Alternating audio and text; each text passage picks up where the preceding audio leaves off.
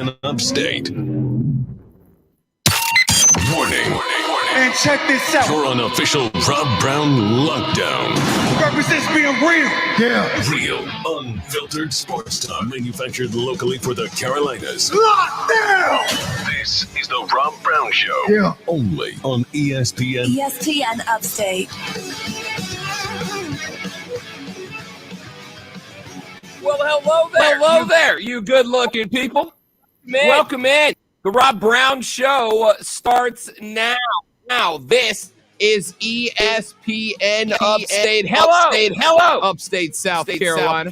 It is tremendous to be back with you once again. I am Rob Brown, your ever so humble yet frequently correct, dare I say, dashingly good-looking host back in the network studio playing the role of the great one, Lonzo. Today, he is my main man, DJ Drew, on the ones and twos, making the show sound as good as it does. How we feeling? Feeling good. Day 2, ready to go. Yes, indeed. Gonna be a good show lined up today. NFL mandatory camps are set to go.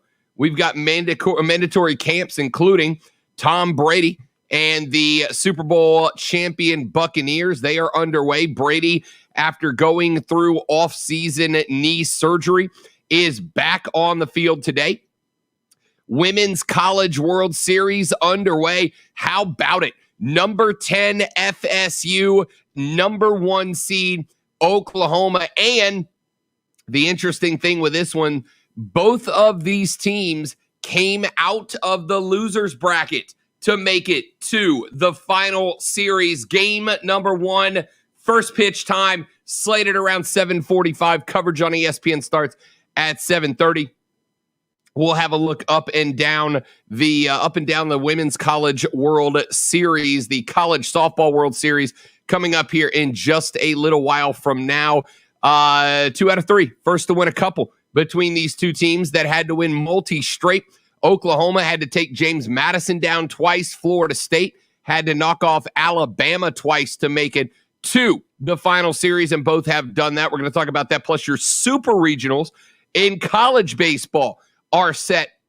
And man, did it take till the very last second. LSU and Oregon last night in a regional final that went until way too late o'clock at night out on the left coast in Eugene. LSU would knock off Oregon in back-to-back series. Kind of interesting. They pointed out last night that in series, in the regionals, where a team came out of the losers bracket and had to win 2 against the winners bracket team to move on, if the losers bracket team was able to get the first victory, all right, they were able to win in the first one, then over 50% of the time, they also won the second one. It's like 54%, 53 is some change, almost 54% of the time. If a losers bracket team was able to win the first of 2 required against the winners bracket team, then over 50% of the time, they ended up moving on to the super regional. LSU does just that. We're going to talk about our super regional set to go this weekend as teams will travel again to the host of the 8 super regional teams. We're going to tell you who's hosting and their opponents after a phenomenal regional round of action. That's coming up in just a little while. Floyd Mayweather, I have now seen the video. I have not watched the fight. I will not watch the fight, not even a replay of the stream. However, there is video that has been making the rounds on social media where it damn sure looked like Floyd Mayweather knocked out Jake Paul and then held him up in order for him to regain consciousness. And I'm going to tell you, that's exactly what happened. Floyd KO'd Jake, but then realized before Jake hit the ground that he was asleep on his feet and held him up for him to be able to regain consciousness and continue the fight. That is exactly what happened. And you won't convince me otherwise for one reason. And I'll tell you what that reason is coming up in a little while. But with all of that being said, Drew, my man, it's time to get the show started the way we get the show started. Let's do lunch. This is a very nutritious lunch. All the food groups are represented. You guys hear? Scuttlebutt. What in the wide, wide world of sports is going on here? Lunch! It is the lunch breakdown, the 3 things you have to know before you go start talking sports with your friends, family, coworker, the dog, whoever you spend your lunch break with. This will be the scuttlebutt around the lunch table. These will be the 3 biggest topics of conversation that you will be having today. That's why we bring them to you every day on the lunch breakdown. We start with item number 1. College football is set to have a very important set of meetings over the next 3 weeks, and they will get started later on this week. A pair of college football playoff committee meetings are expected to decide their final recommendation and a final decision about the potential expansion of the college football playoff sometime in the next few weeks. Yahoo Sports spoke to more than a dozen stakeholders yesterday on every side of the playoff decision. That include university officials, athletic directors, media executives, and others with inside knowledge of this decision. And they say that there is a huge openness towards the discussion of a 12-team college football playoff moving forward. It looks like that idea has gained quite a bit of steam. It looks like that idea has picked up a ton of momentum. It is not the first time that a potential 12-team model has been discussed as a long-term possibility, but it is the first time that there have been this level of conversations about it. And now we are at a point where it looks like when these meetings get together later on over the next couple of weeks, that is going to be the premise that they lean on. Dave Schultz of WNSP down in Mobile, Alabama, is going to join us at 1:15 to talk about this and what he has heard about it down there in the heart of SEC country. We'll have that conversation coming up for you at 1:15 this afternoon. Second segment of the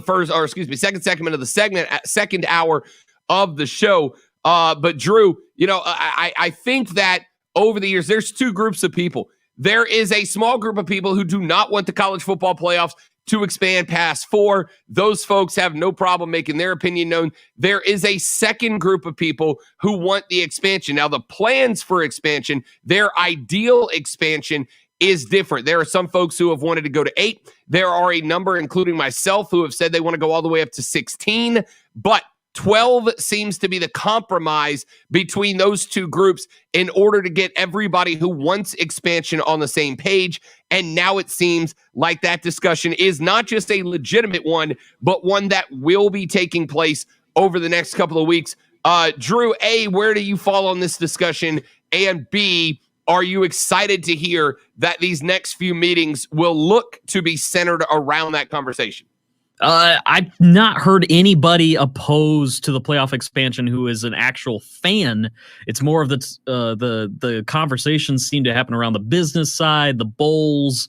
Those making those decisions are going, well, we just don't want expansion playoffs. And then expanding it too far, I guess, is a concern because you just don't want it to become a huge 64-team bracket like basketball because it's not the same sport. So 12 is something I had not heard. I had always, from the very beginning, pushed 6 teams because number 1 and number 2 really means something. So if the first 2 teams get a bye, then it means something to be the number 2 team in the country versus the number 3 team in the country. I thought that's how they could have started, which would have always put that third SEC team in there. Well, I guess second SEC team most of the time, but still, it seems like now there's going to be 3 or 4 SEC teams and 2 Big Ten teams with a 12-team playoff. That seems like a lot. The argument for me comes down to, I don't care if all 12 teams come out of the same conference, if they are genuinely the 12 best teams. To do 12 teams gives you room to have some question marks in there without. See, it's one thing to me, and this is the discussion I've had with people. It's one thing to argue about the difference between 4 and 5, right? And we've had that come up a couple of years where there's been a good 4 and a very similar 5 that gets left out. It's one thing to argue between 4 and 5. I think it's a much less significant argument if we're arguing between who's 11 and who's 12, right? I understand the premise of wanting a first-round bye for some teams, right? I get it. I get that you want some first teams bye. A couple of teams to get a first-round bye as a reward for being 1 and 2. But all you're doing there is just taking the same argument of who is 3 and 4, and now you're going to have an argument about who is 2 and 3, right? Is the number 2 team significantly better enough than the number 3 team that they deserve a bye and number 3 does not? I'm good with everybody playing every round, because if you are the best team and you are the 1-12 matchup or the 2-11 matchup or the 3-10 matchup, you still have to go out there and play a playoff caliber team and prove that you are the best on the field. It doesn't bother me all that much. We're going to bring that back up coming up in a little while. Again at 1:15, Dave Schultz of WNSP Radio down in Mobile, Alabama will join us on the show to continue that discussion. Item numero dos, we mentioned it just a moment ago, but we will do it again. The 8 super regional host sites have been selected by the NCAA Division I Baseball Committee, and we now know how they line up. Arkansas yesterday had a bananas game as the number 1 overall seed, and they end up with a dramatic win that moves them into a super regional, and as the number 1 seed, they will host said super regional. The 49 and 11 Razorbacks will be at home taking on NC State. The Wolfpack make their way out to Fayetteville. That one will be on Friday at 6 p.m. At noon on Friday, the Commodores of Vanderbilt will be hosting as well. They had a dramatic route to a super regional, and as a reward, they draw number 13, ECU. ECU actually has more wins on the season than Vanderbilt at 44-15. Vanderbilt 43-15, but Vanderbilt did it out of the SEC, a stout baseball conference. So by that direction, they get to host the super regional. On Friday at 3 o'clock, number 9 Stanford at 36-15 will travel down to Texas Tech. Texas Tech, the 45-15 Red Raiders, will host as well. And on Friday, our final matchup of the night, Ole Miss escapes a couple of upset-minded Mississippi teams and FSU out of the Oxford Regional, but they will be on the road for the Super Regional. They will travel to number 5 Arizona. The Wildcats will host the Runnin' Rebels at 9 p.m. on Friday. On Saturday, we get another round of games. Speaking of upset-minded, how about the Bulls of South Florida? At 31-28, they go down. They help to 0-2 the Gainesville Gators out of their own regional. A straight double elimination for the Gators, and USF would get by USA South Alabama to escape the Gainesville Regional. Their reward, a trip to a very good Texas Longhorns. Number 2 Texas at 9 p.m. on Saturday will host South Florida. Columbia, South Carolina will be the host of a super regional despite the Gamecocks not being involved in this one. Although we have to wait to see how it plays out. DBU will take on either Virginia or Old Dominion. We had that game interrupted yesterday due to weather and other reasons. Virginia Old Dominion will be played in South Carolina, taking on DBU. We'll see whether it's the Who's or the Monarchs that will move on there. LSU, by way of a dramatic victory last night, late into the evening, LSU will get a roadie. They'll be headed to Knoxville. Maybe the most offensively impressive regional. Home runs flying out of the park like whoa in Knoxville during their regional. Drew and I talked a little bit about this yesterday. Well, Tennessee, able to survive the 48-16 Volunteers, will host the 38-23 Purple and Gold Tigers coming up on Saturday at 7 p.m. And our final super regional will be down in Stark Vegas, Mississippi, as Mississippi State ends up winning their regional and will now host Notre Dame, a Notre Dame team that was offensively wow in their regional up in South Bend. However, at 33-11, they were the 10 seed coming in, and they travel to number 7 Mississippi State. That one will be at 2 p.m. Coming up on Saturday. Unless it gets moved, we will see how these shape up. There is the chance some of these game times could move, but Notre Dame at Mississippi State. So we've got NC State at Arkansas, ECU at Vandy, Stanford at Texas Tech, Ole Miss versus Arizona on Friday. On Saturday, USF at Texas, DBU against either Virginia or Old Dominion. That game will be in Columbia, South Carolina. LSU is at Tennessee. Notre Dame at Mississippi State will wrap up your super regionals. In the women's College World Series, we are into the best of 3 finals, and it is a pair of teams that had to win 4 in a row out of the losers bracket.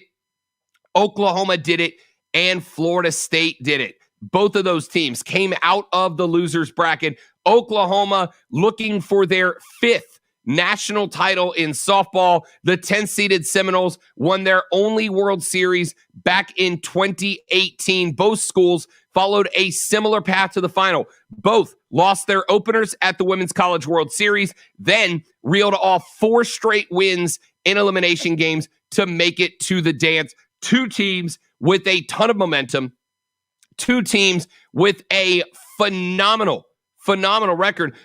We talked about Montana Fouts out of Alabama yesterday.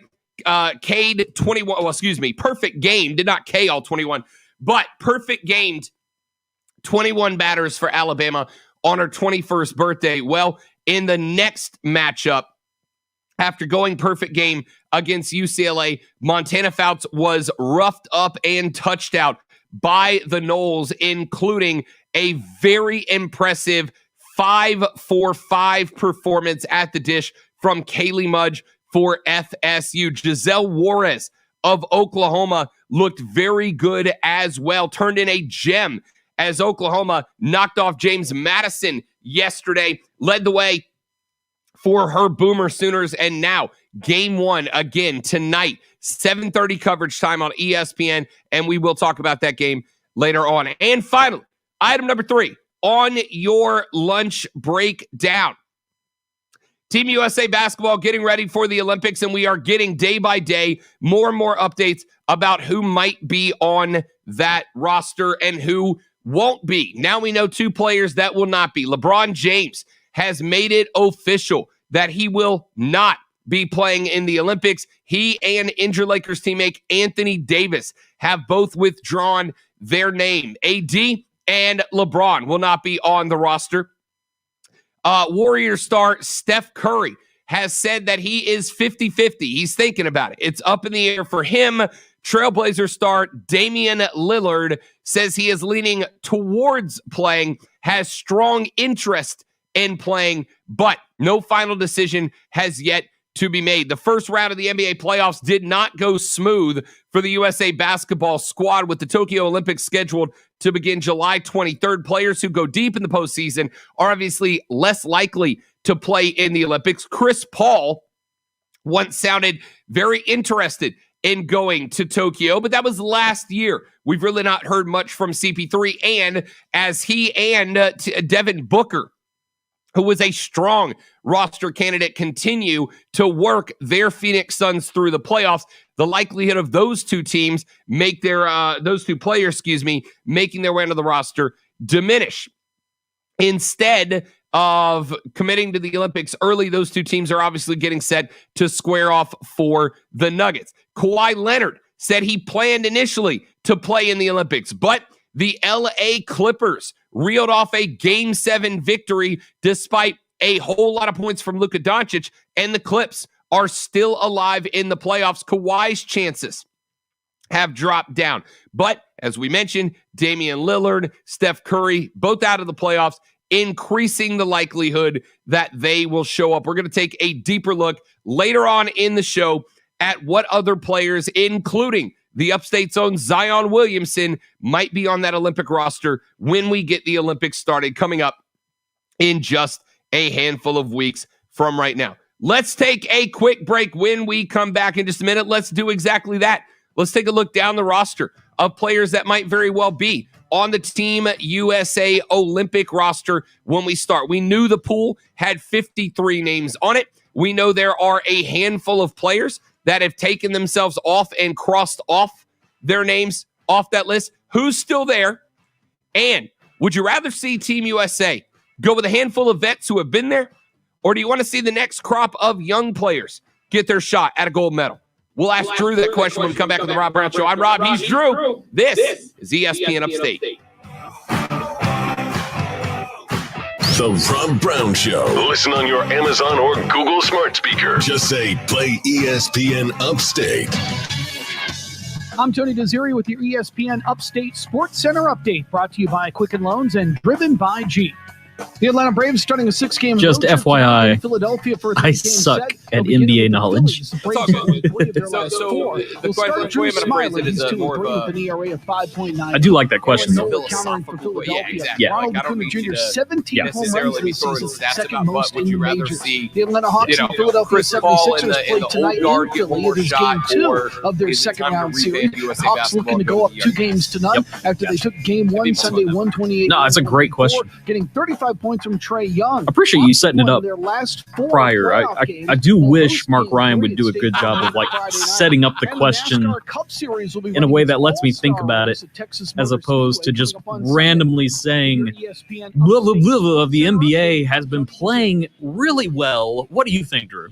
First and foremost, I think I'm going to buy a Flava jersey. Have you heard Offsides with Mark Ryan? Carter Bryant filling in for Mark coming up on Tuesday's show. What is the most annoying thing in the Southeastern Conference? I'm working on my beer I know can you guys wanna versus sound off. ball We're gonna bring on club. comedian and Saturday Down South Unfortunately, writer my Chris Marlowe to archive, give you his thoughts I'd used on all the that, best ones, plus so everything Angry college Orchard is football not related. a very good. Yo, that's an easy. So I'm coming up with more ESPN Upstate. what is it, beer cans that sound more legit, like could be a sports team. I do have this one I've been sitting on for a while. It could be a bust, it could be really fun. It's a mascots, ball club or business. Christmas for New Year's, Ball club or business. I don't hate that one either. Mark Ryan did not want to play it, and I was kind of disappointed because I'd made it for his show, and I don't know. Yeah, I mean, most of these I think you'll get, but there is a couple of these that are really fascinating in here. No, I'm totally down for it. Cool. Any spin that you can put on something like that will work for you. to me, is going to be perfect. Or your money Nice. back. Did you have a phone number for Dave Schultz? Yes, I will send it to you in the Facebook chat. Sounds bring it in. A buddy from You want it work, now, or you want to wait till we they get pay closer to half, the they interview? both You know what? I'll take it now. look Okay, good. hang It's on. so easy to get started with the help there. Just go to idareme.com, fill out some information, and one of the help At the there beginning of a new hour, I'm always rushing to get stuff uploaded. on the way to All right, reaching so that send it to way. you, Go his to name and the idareme.com time today. and When you're there, make sure you tell them that Lonzo dared you. I struggled with symptoms like frequent gas and stomach pain for years. I was bloated all the time with daily diarrhea. At first, I thought it was what I was eating. I kept thinking it was stomach issues. So I did my research and talked to my doctor, and we finally uncovered the truth. I was actually uploaded the EPI, summer mullet exocrine challenge. So if you pancreatic did want to insufficiency, refer to that or on EPI, Facebook, it is up there now if where your people want to listen. pancreas is unable to help break down your food. submissions to our It Twitter can lead to account symptoms yesterday. like Wow. diarrhea, Are they good? gas, bloating, stomach pain, unexplained weight loss, and there oily was like for a stools. part of me for like And a second, EPI I'm like, oh symptoms man, can do be we like? confused with those of other Is common this, are we digestive like conditions, exploiting like irritable people bowel for earn syndrome, game? And then someone was Crohn's, like, look, and celiac the disease. choice of So mullet getting is to a the right life diagnosis now. meant So if I you're got more looking open for with my attention, doctor go about the for it. severity of I my would have symptoms never, and that how would have often they never were crossed my happening. mind that But these there's people good aren't news. looking for attention yet. EPI is manageable, like a so don't mullet. wait any longer. It's Use rule the of symptom thumb, checker right? Never at punch it down. identifyepi.com You never and schedule punch a down visit or people call with your doctor for to ask, decisions "Could that are I out have of their EPI?" control. Sponsored by Yeah, Apple. you would never do a bald or something like that. Give each Well, I sale you would really if I was like. making The fun of Upstate somebody Golf Card. in For just particular. $75 Right. during the Father's Day Yeah. sale. Get the Yeah. Upstate Golf No, Card I and get would 18 not. holes But at I one have courses like in the so. Upstate, The including premise is legacy if you finds, don't the want preserve it for day and more. Buy it only at upstategolfcard.com. It's not like a Joe In this Dirt market, you'll situation where find that's Fisher your only Investments choice. is different than other money managers. Fisher is different? How? Don't you just ride the wave? Nope. We actively manage client portfolios based on our forward-looking views of the market. In times like these, we understand It's just one of those contests. My hat's off to you because I think it's going to be a huge Excel spreadsheet of keeping track of all those points. clients so we can tailor their portfolios to their specific Well, goals so and my needs. thought We is even we'll offer have a couple resources on people who Social will Security, probably, Medicare, tax efficiency, and will more. Our probably primary be- goal is to help them achieve a comfortable retirement. Probably But you involve still themselves sell early and then the investments that attention generate will high fade out, even though I commissions, keep right? bringing it up. No, we don't Right. sell commission I suspect we'll products. probably have, Fisher Investments is a I'm guessing fiduciary, around 10 the highest people who standard for a legitimately financial go for advisor. it. Yeah, they'll run away with it.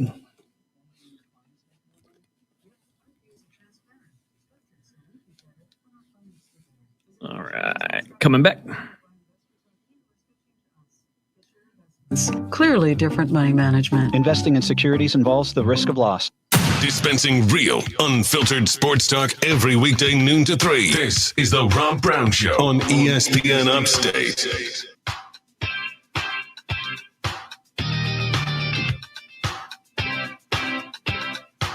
The Rob Brown Show back on your radio. It's ESPN Upstate. Rob, Drew filling in for Lonzo and you, 844-477-3776. Something we talked about very briefly on the show yesterday that I kind of thought was going to turn, it was going to be just a one-off joke, and then it turned into something bigger. The Rob Brown Show Mullet Hunt 2021 is on. The Rob Brown Show Mullet Hunt 2021 is on. I had 3 submissions yesterday for mullets caught in the wild. If you missed it, throughout the summer for the Rob Brown Show Mullet Hunt 2021, what we have decided to do is a little competition. You catch a picture of a mullet in the wild. You know the mullet. Business in the front, party in the back. The classic mullet.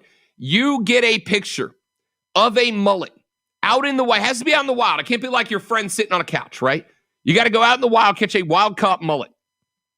And you send it to me, either via our Twitter account at The Rob Brown Show or in our email at Rob Brown at ESPNUpstate.com. Rob Brown at ESPNUpstate.com.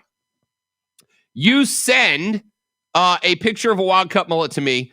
I will give it a point grade from 1 to 15. Some of the things that I will be grading on will be length of the mullet, height of the mullet, the classic mullet versus the contemporary mullet. Is it a classic mullet where it's completely shaved on the top? Does it have some texture that fades from the top down onto the side, etc.?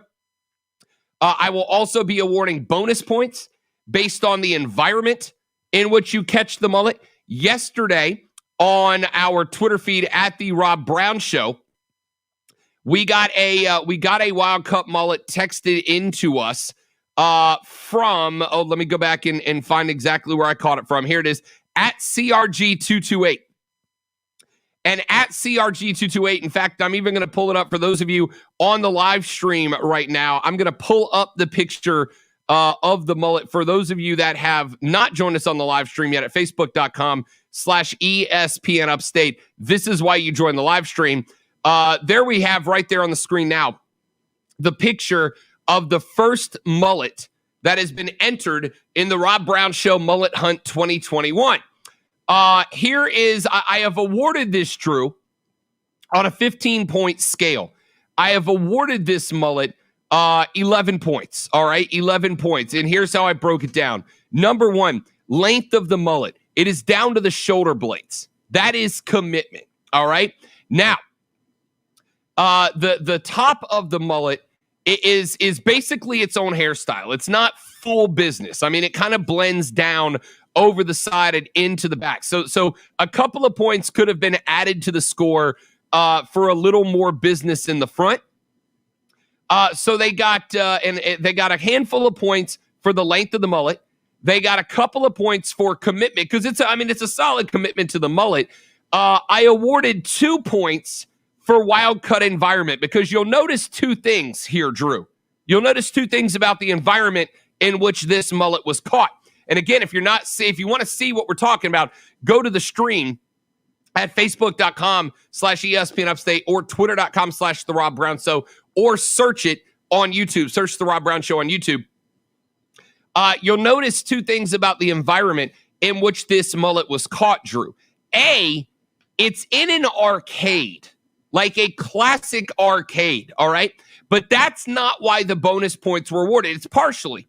But the 2 bonus points were awarded, Drew, not just because of the arcade, but can you see the game that this mullet is currently participating in the arcade? Small screen that's 10 feet away from me. Well, then let me go ahead and explain, Drew. They are playing the NASCAR racing game in the arcade. They are not just in the arcade, Drew, but they are guiding their child along as he begins his NASCAR stock racing career in front of the Daytona 500 video game at the Classic Arcade. That was a full 3 points worth of bonus activity. Yeah, this could be a famous picture down the line when this person is famous in the stock driver NASCAR. It almost has the Trevor Lawrence look to the person with the mullet. It's Trevor Lawrence in the back, but it's 1997 Jeff Gordon in the front. Right. Is what that haircut is. It's classic Jeff Gordon in the front, Trevor Lawrence in the back. If the top would have been a bit more classic mullet, Drew, I got to tell you, this was probably as close to a 15-point mullet as you could come without actually getting the full 15 points. Great picture. Absolutely love that. Absolutely. In fact, I asked CRG, I was like, whoa, hang on. Did you have this mullet from a previous mullet hunt season? And then I realized I don't really care.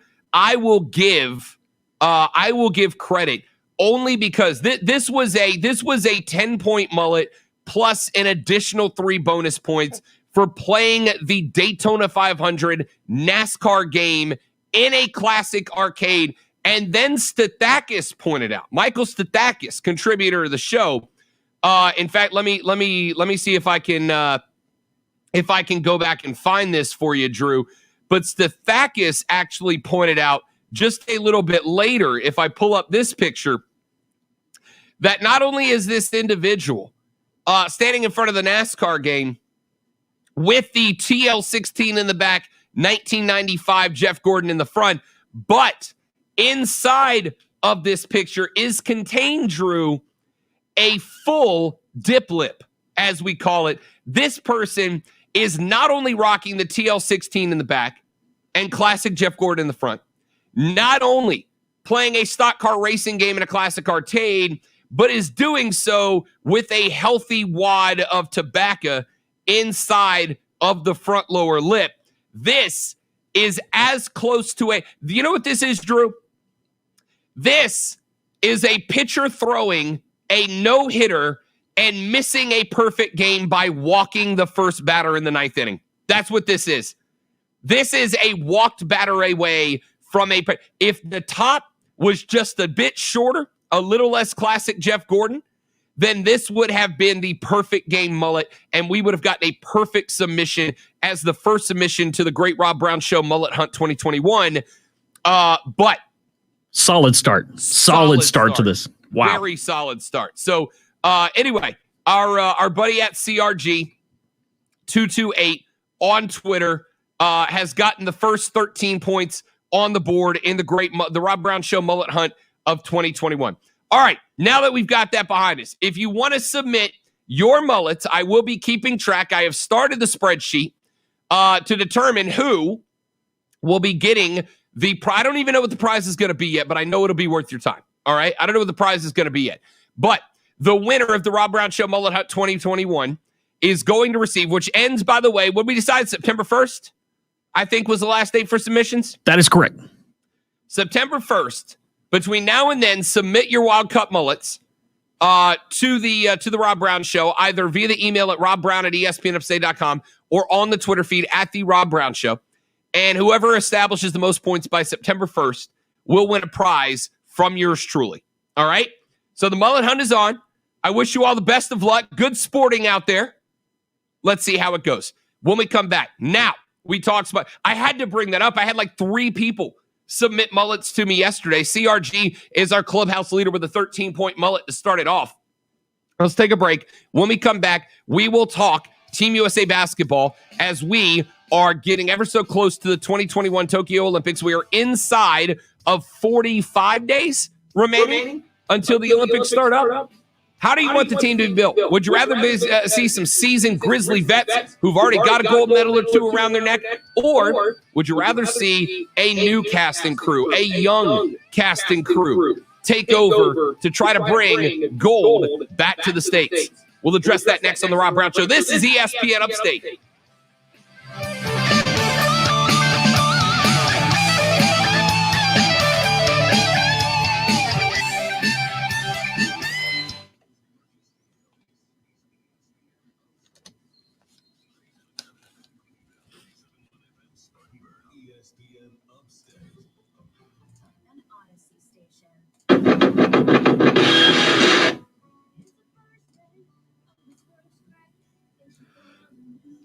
Let's see. Next segment, you have a live read with Upstate Golf Cart. All righty. Perfect. Y'all quiet in the chat today, amigos. I see you watching, but you ain't saying nothing. Chat with us. That's why we do this, man. If I wanted to be quiet during the break, I wouldn't stream. The hair is wild today, man. I didn't, I just woke up like this, and this is true. I'm not even being sarcastic. I woke up like this. That's how good I look naturally. Look at this swoop game, Drew. You see this swoop game? Yeah. You can't touch that, man. You can't teach this. This is like being fast. You can't teach speed. You either got it or you don't. When did you start wearing it that way? Were you the kind of person with a comb in high school? No, here's the true story. Because this is what we talk about on the breaks, ladies and gentlemen. This is just how my hair grows. Yeah. This is just how my hair grows. Now, there will get to a point where it will get long enough, Drew, that the actual swoop will flip to the other side, right? Oh, okay. This hair on this side gets so heavy that it starts leaning back this way, and the part of my hair will actually move from over here. It'll actually move up to around here, and it'll lay down kind of like right, like middle top of my head, like up this way. But the swoop is all natural, and it basically, for me, it makes it easy to decide when I wake up and the swoop has been replaced by a slightly side butt cut, where some goes this way and some goes that way. That's when it's time for a haircut. Right. That's when you know. Keegan's here. Just got on. Have you seen the new USL Women's League news, the W League? I saw the rumors of it yesterday, Keegan. I am, as a matter of fact, I've got it on my prep sheet to go look at to discuss later on in the show. Tomorrow on the show, we are going to be joined by Chris Lewis, the president of the Greenville Triumph, for our weekly Triumph segment. We will talk to Chris tomorrow and see what inside info he has from that perspective. But I did see the beginning of the discussion earlier in this week, and I'm pretty excited about it. It looks like they're going to launch the Women's League. At least 30 clubs. Look at that. 30 clubs for the W League. I love it. I love it.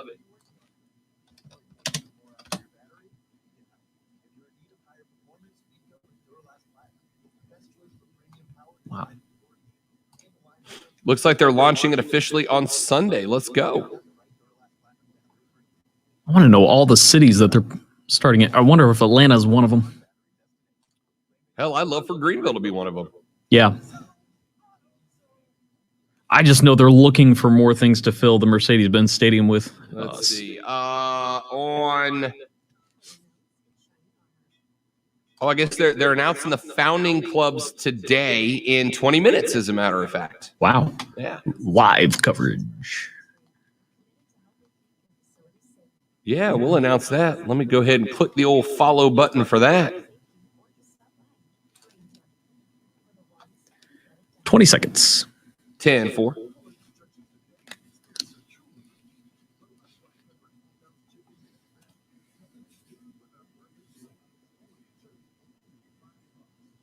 Bringing that down home flavor. Offer valid at participating locations. More than the scores, the ups and downs, the ins and outs. Real, unfiltered sports talk. It's the Rob Brown Show on ESPN Upstate. The Rob Brown Show rolls on. This is ESPN Upstate. I am Rob Brown. Drew, back in the network studio, in charge of button switches, levers, knobs, gears, pulleys, fulcrums, and all the other required apparatus to get us on the air and sounding as good as we do. So we are keeping an eye on the U.S. men's Olympic team finalist roster. And here's what we know so far. We know LeBron is out. We know Anthony Davis is out. Those two have announced that they are out. The LeBron has decided to spend his time elsewhere. He said after his exit from the playoffs that he would be suiting up for the Toon Squad, not Team USA this offseason, which look, we knew that was coming. All right. We knew that was going to be a reality. LeBron has served his time on Team USA. And on top of that, and here's where I fall, Drew, and I want your thoughts on it as well. I'm good with that. Because I personally am ready for Team USA to flip over to the new guard. All right? I'm ready for the new guard. I am ready for the young cats to step up and take over. I think that there are a handful of vets. I mean, look, you need vet presence on the team.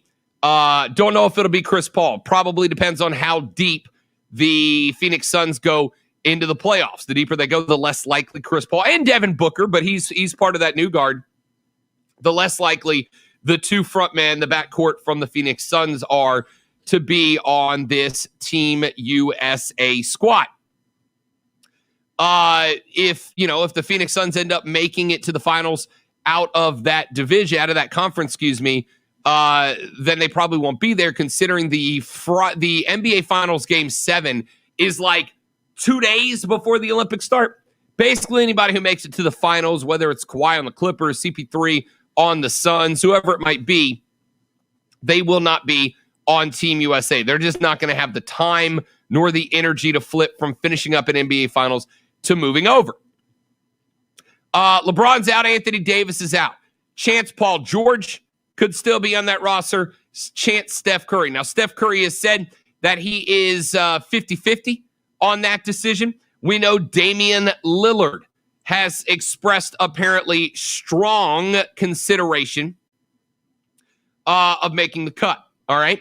Now, there's some young guys that are still on the list, but guys that were not that were on the FIBA Worlds team and dropped out. All right. Now, here are the names that were on that team, the FIBA Worlds team: Andre Drummond, Montrezl Harrell, Tobias Harris, Kevin Love, Bradley Beal, and the aforementioned Devin Booker. Now, Jerry Colangelo said, who is running this team and will be the guy in charge of the final roster, has said that Team USA will remember which players dropped out of the FIBA Worlds. Any fringe player that dropped out is a question mark. We do know that Damian Lillard dropped off that team. We know that James Harden dropped off that team as well. Some of the other guys that are on the fringe that did participate in the FIBA tournament: Kemba Walker, Donovan Mitchell, Jason Tatum, Jaylen Brown, Chris Middleton, Brooke Lopez, and Miles Turner.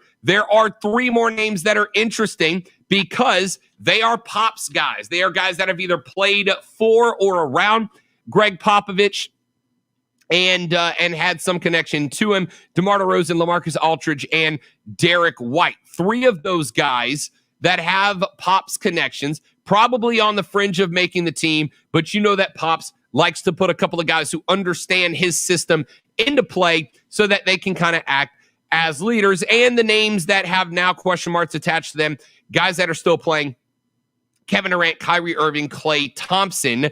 If they are healthy, then they would likely go if they want to. So with those names in play, Drew, I will ask you this question. Do you want to see the Olympics decide to go, the Team USA basketball as they head into the Olympics? Do you want to see them go with the old guard, or would you rather see a injection of youth? Would you rather see the turnover to the next generation of players in order to bring a little more energy and momentum, assuming that guys that have not won gold before would want to add one to their trophy collection to build clout a little bit?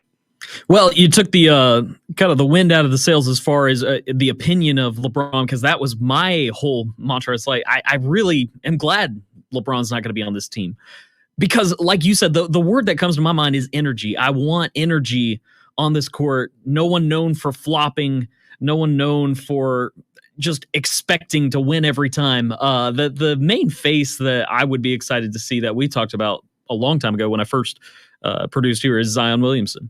The youth of future Hall of Famers is what I'm looking for. You're going to need some of those senior guys to still lead the squad. But man, if you just had a bunch of young guys who came out and put together an actual team, not a list of all-stars who want to all shine separately, because I just haven't seen a Team USA in a while where they're trying to all make each other look good, but the young guys can do that. And that's what I'd be most excited. But more than anything, I just want to win. I always am surprised how many of these NBA players go and play back for their other countries. So these other countries, they're coming out of the NBA and they're so good. I don't know who the favorites are. I haven't looked at any of that, but I just want some really good basketball, and USA did not get embarrassed. So if you play all young guys and you get embarrassed, then of course, why didn't you play the senior guys is going to be the main question. So I don't see a roster of young guys, but man, if we could win with the young guys, we would just take back basketball, and the NBA ratings, I think, would start really becoming proud of looking forward to basketball in the Olympics every 4 years. I'm sorry. Yeah.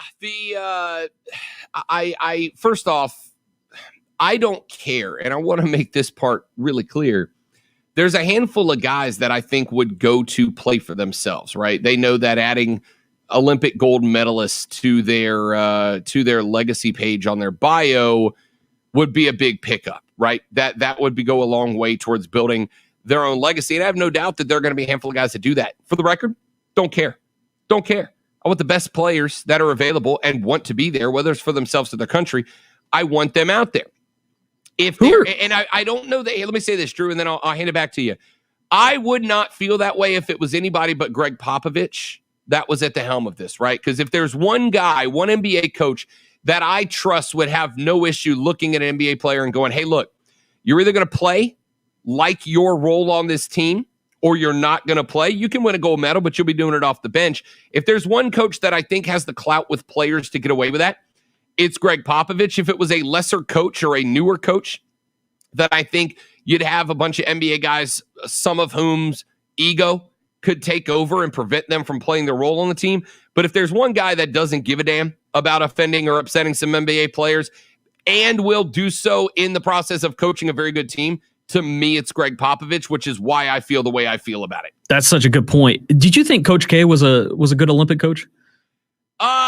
Yes, I thought Coach K could have been the guy. The difference between K and Pops is that Coach K brought a college mentality, right? You're going to do what's best for the team. And if you don't want to do what's best for the team, you can stay. But I don't know that he knew, and you don't have to like that this is the case, but it's the case, right? Sometimes there are realities that we have to accept that we don't love. Pops knows how to do that while maintaining the ego of the player, right? While convincing them that they are still good for the team, even if they don't get to do what they want to do. I don't think Coach K gave a damn about how the NBA players felt, right? I don't think he cared.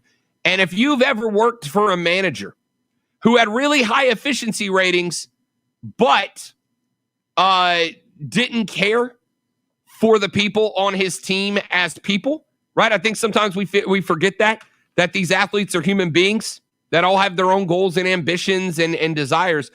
Coach K, I don't think cared. He approached it like a college team, right? If you and Coach K butt heads at Duke, what happens to you? Hashtag later. If you do that with NBA players, they don't have the same reaction. And I think that's the difference. Pops knows how to do that, yet still keep the NBA player, right? To treat him like a person and keep the NBA player's ego and talent as part of the team. Whereas Coach K just coached it like a college team, and it's not a college team. It was such a good point because, yeah, we want the team aspect that I was saying, but not so much to the point that we forget this is the NBA. So, yeah, you're right. Pops brings just this whole new dynamic to it. But what I was trying to squeak out and interrupt you there was, who are you thinking of specifically who thinks a gold medal to their impressive resume would really be important to them? Is that like Kawhi Leonard? Or I couldn't see James Harden really caring about that. Not that we even see him on the team necessarily, even in the mix. It's just, I'm trying to think of some of these veterans. Who are you thinking of specifically who would say, man, I just don't have a gold medal. I really need that. I don't know. I mean, I would think that a guy, and I'm looking at young guys in that group as well. But let's talk about guys who are trying to build their own brand, right? My favorite is Tobias Harris. Tobias Harris, absolutely. I love that guy, and he would definitely take a gold medal because he is just so underrated and hasn't been on an all-star team. But man, that would be fun for him. Devin Booker with the Suns. Yep. I mean, that guy's on a mission to prove himself this damn postseason, isn't he? Zion Williamson.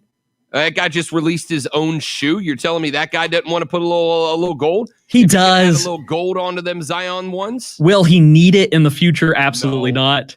But man, I do hope he really is an all-star in this LeBron this team. didn't need one either, but it didn't hurt him to go get one. You know what I'm saying? Yeah, absolutely. All right, we are way late. Let's take a quick break. We'll come back, wrap up hour one, headed to hour two next on the Rob Brown Show. Rob, Drew, this is ESPN Upstate.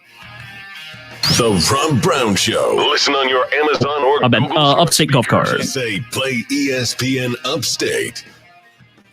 The 2021 Upstate Golf Cart is on sale now, and through Father's Day, it is just $75. Ordinarily $99. Through Father's Day, it's on sale for $75. You pick up one, you get $75 worth of card. That's $99. Or excuse me, $75. That's 9 courses, 9 rounds of golf at 9 of the most beautiful and prestigious courses around the Upstate. You cannot get a better deal anywhere in the country. 9 rounds, 9 beautiful courses right here in the Upstate, and you are getting them all for just $75 now through Father's Day. Pick up one for you. Pick up one for Pops. Pick up one for your friends and family. Give them away as Father's Day gifts. What dad wouldn't appreciate grabbing himself 9 rounds of golf? You get to tell him you spent a bunch of money, but you lied. It's only $75. But you make him feel great about himself. Get yours now. Go to upstategolfcart.com to learn more. See the details. See the courses. It's the Upstate Golf Cart. Upstategolfcart.com on sale now. You're clear. Unlike myself in that last segment. From the 106.3 WORD Weather Center, here's the Upstate's most trusted forecast on ESPN Upstate. We'll see a few scattered showers and storms possible late this afternoon with mostly cloudy skies and a high around 84. Tonight, a chance for showers and storms, cloudy, low 68. Wednesday, chance for showers and storms, cloudy, high of 89. I'm meteorologist Jennifer Wojcicki on ESPN Upstate. Currently, it's 76.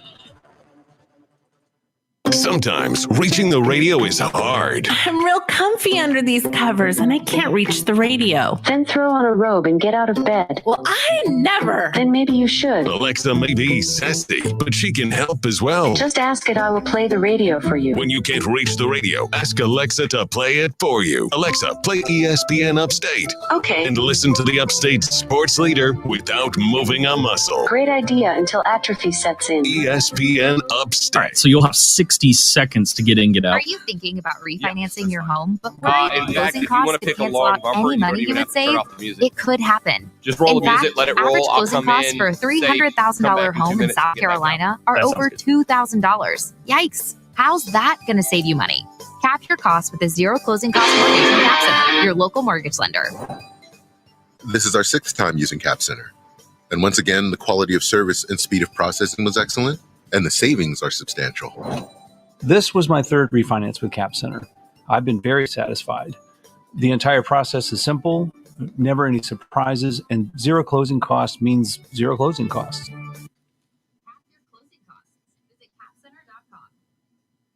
Equal housing lender. Visit capcenter.com for rate savings and offer limitations. This ad contains real client feedback voiced by actors. NMLS ID 67717. NMLSConsumerAccess.org.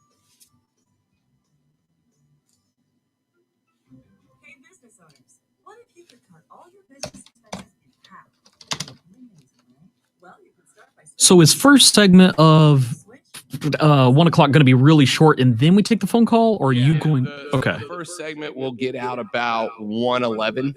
Yeah, and then I call him. Yeah, then we'll call him. So you'll call him during that break, and that'll put us on about 11:15, and we'll take that to around 11:30. Dave's a really good interview, and he and I tend to get. This is going to shock you. I'm a little bit long-winded, and so are my friends. Yeah, I know that's absolutely surprising to you. Yep, can't believe it. But yeah, so it'll be probably be about a 15-minute interview. Get back at about 1:30. That's awesome. No live reads until 1:45. Okay. even keeping my sneakers clean. Mr. Clean Magic Eraser, greatest invention ever. Mr. Clean Magic Eraser, the unicorn of clean. The model for world-class competition has always been faster, higher, stronger. It's the same for Navient, makers of condensing tankless water heaters. Faster to install and set up. Higher performance and efficiency to provide endless hot water. Stronger with the industry's strongest warranty. All because of the copper-free stainless steel heat exchanger built in every unit. Learn about Navient's condensing tankless water heaters and find a Navient contractor at tanklessmadesimple.com. That's tanklessmadesimple.com. 20 seconds. Is sponsored by ExpressPros.com. Now is the time to get a new job. Express Employment Professionals never charges job seekers a fee and has more than 35,000 job openings. With And in construction, driving, logistics, and administrative jobs. Find a location near you at expresspros.com or on the Express Jobs app. Made for upstate sports junkies. These pathetic junkies? Oh, look at them. You eat sports like food every day. Get hooked on the Rob Brown Show, noon to 3 every weekday on ESPN Upstate. I see Blake Griffin has decided to show back up on the NBA scene. Dude just throwing down monster jams for the Nets last night. Is there any team we're pulling against more than the Brooklyn Nets? Like at all? I don't think there is. All right, boys and girls, coming up in the next hour of the show, we're going to open it up with a little bit of baseball talk. Then we're going to be joined by Dave Schultz of WNSP Radio down in Mobile to talk about college football expansion and have a little fun with you guys on the phone lines. That's all in the next hour of the Rob Brown Show. Rob Drew you. This is ESPN Upstate.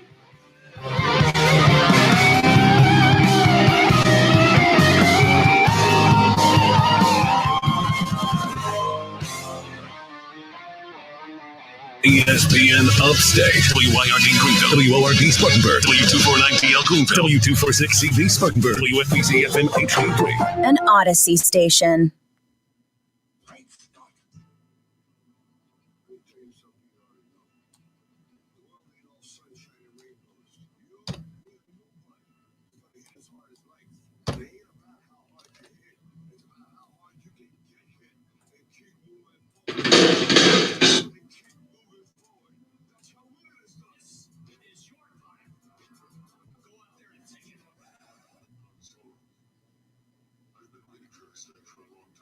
I don't get this.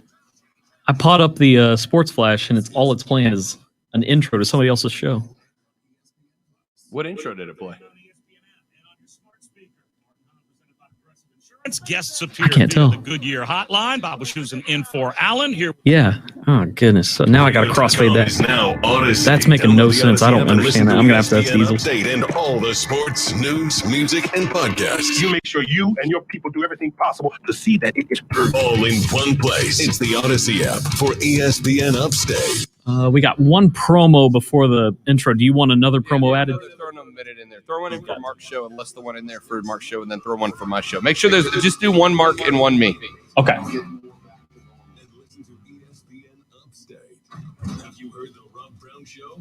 Leave a Garcia, former Gamecocks quarterback, joining us here on the Rob Brown Show. In my entire career in South Carolina, I was never allowed to officially host a recruit. However, every single time that we had guys in town, I'd ask Coach Mangus, I'd go and say, hey, I don't have anybody, to host again. What the hell is going on? They were like, yeah, you kind of know why, right? I was like, no, not really.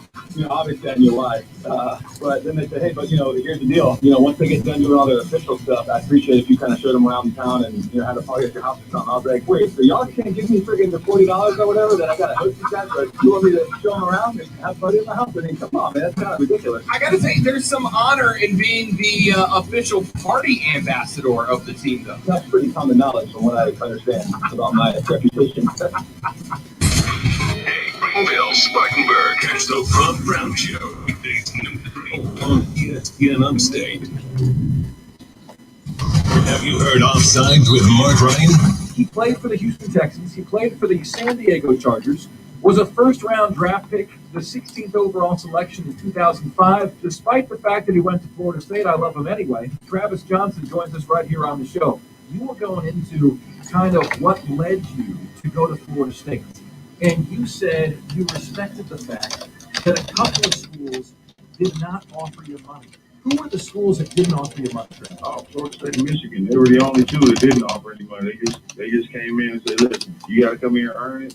Florida State they were like, look, we can pay the guy before you. We ain't going to pay the guy after you. We're not going to pay it. That's just not how we get down. If it was up to me, I would have took the money from other schools. But my pop was involved. He was like, nah, that ain't how we're going to do. Because if you cheat, if they cheat to keep you, they cheat to keep you. And they'll always have something on you. And that's The Upstate is talking about Offsides with Mark Ryan. Now 3 to 7 p.m. on ESPN Upstate. Warning. Man, check this out. For an official Rob Brown lockdown. Represents being real.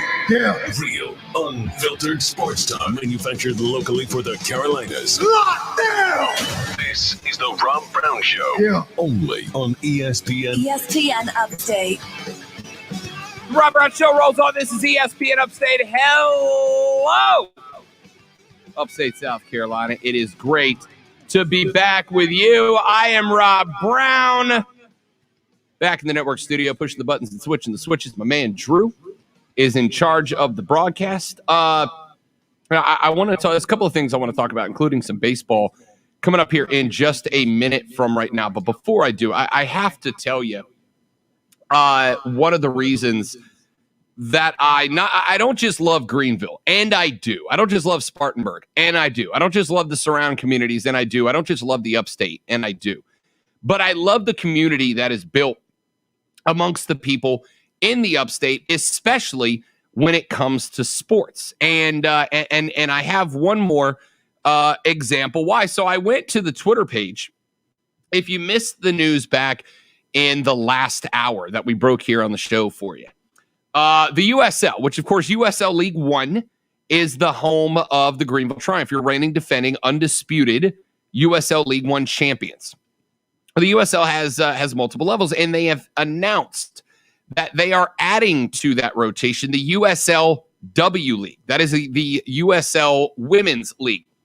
It will be starting up in 2022. And the USLW League Twitter account put up a live video on their Twitter page, not but a couple of seconds ago.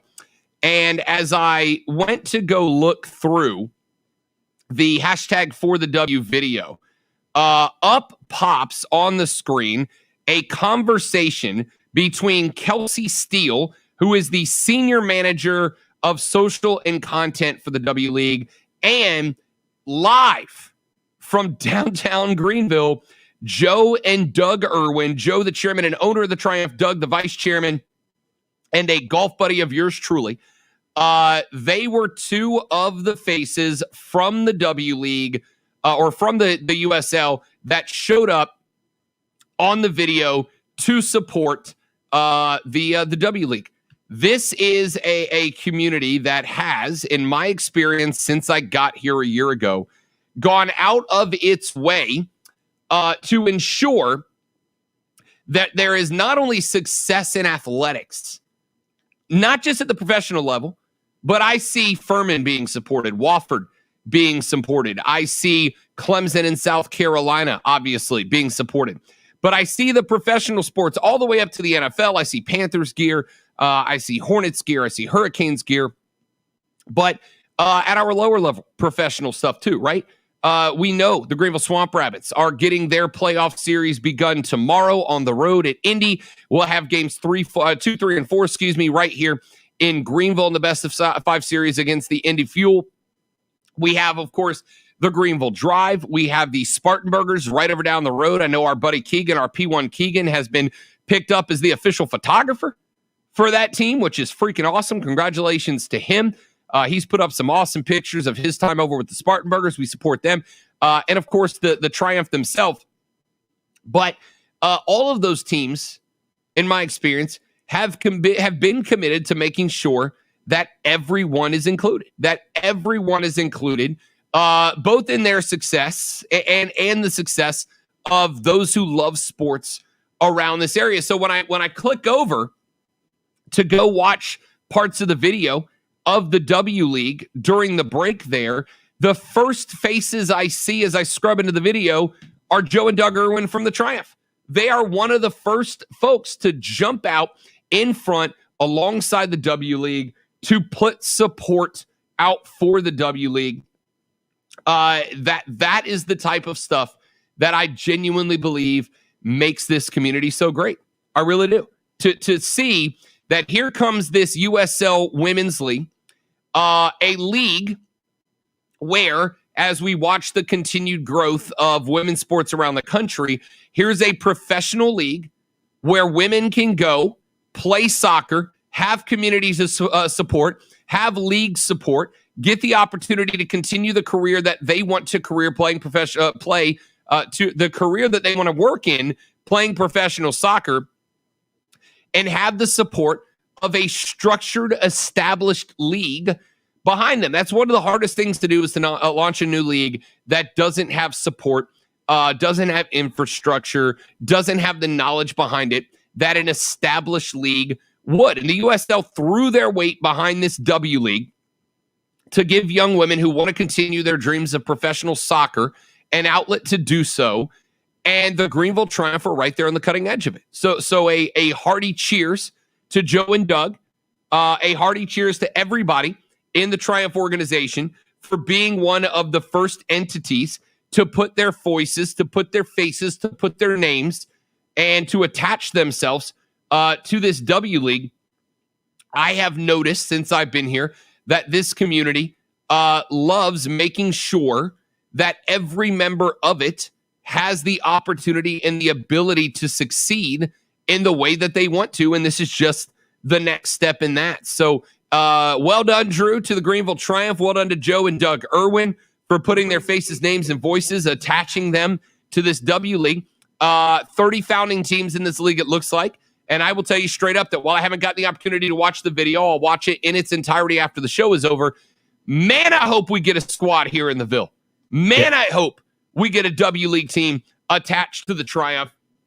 I think that would be absolutely fantastic. I think it would open up the world of soccer even more in this area. Dude, and the fact that the Triumph attached themselves to it, I am incredibly proud of that organization, of the people who helped make that decision, Drew, and even if we don't get one, incredibly proud of the efforts that must be undertaken in order to establish a league like this for professional soccer players in a women's league. What a cool connection right here. Can you imagine one of these local colleges having a phenomenal athlete come along and ask, okay, what is the next level for me as a soccer player? And, well, we just happen to know where this young lady can go for connections and advice. That is truly phenomenal. Wow. Absolutely. We had a couple of Furman players attach their name to the Triumph this offseason. We've seen the outstanding play of soccer at Clemson and South Carolina and these other schools, some club level, some D1 level. I mean, it's been great. And now to advance the beautiful game with a women's league team right here in the upstate would be awesome. But even if, and again, they may have made the announcement already. I don't have it yet. If anybody has been able to watch the announcement, knows for sure. I mean, if there's a team close to us, it'll be great to have one more team in the rotation, one more banner, one more scarf that we can hang on the wall at the studio of a local club at a professional level, especially if it is a local club that we can use to push women's sports one more step in the right direction. And hey, go ahead and take the credit, Rob Brown. You're watching it go live right now, giving this breaking news. So if we bring a team here, you'll be like, well, I got that following going, and you can explain that the story is all due to you. Of course I would take all the credit for that. Yeah. Why wouldn't I, man? Yep. Why wouldn't I? You know how we do. All right, we will keep an eye on that for you as the updates roll in. Again, we've got the W League show is live right now on YouTube. If you want to go check that out, you can. But again, as we get more information about what teams are being introduced, which is happening right now, we will let you know as quickly as we can here on the Rob Brown Show and ESPN Upstate. Let's do this. Let's run to a break. When we come back here in just a moment from right now, we are going to be joined by the great Dave Schultz of WNSP down in Mobile, Alabama. College football. A trio of meetings taking place over the next few weeks in which are expected announcements of a move towards a 12-team college football playoff. We'll get Dave's thoughts on that when we come back here in just a minute on the Rob Brown Show. This is ESPN Upstate. The Rob Brown Show. Listen on your...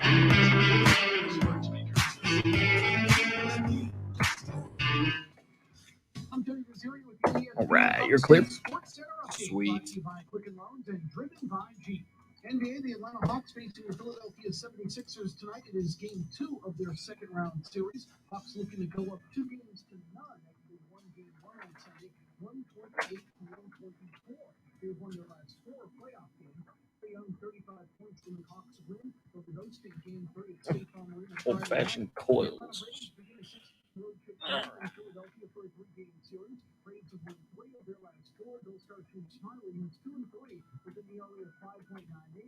Aaron Nola will counter for the Phillies. Ronald Acuna Jr. with 17 home runs this season, which is second most in the majors. SEC football news: Nick Saban has been extended by Alabama 3 more years. His contract now running through 2028. With your ESPN Upstate Sports Center update. Hey, Mr. Schultz, this is the producer of the Rob Brown Show. How are you doing today? Doing good. We're going to go live here in about 2 minutes. All right, I'll put you on hold. Yes.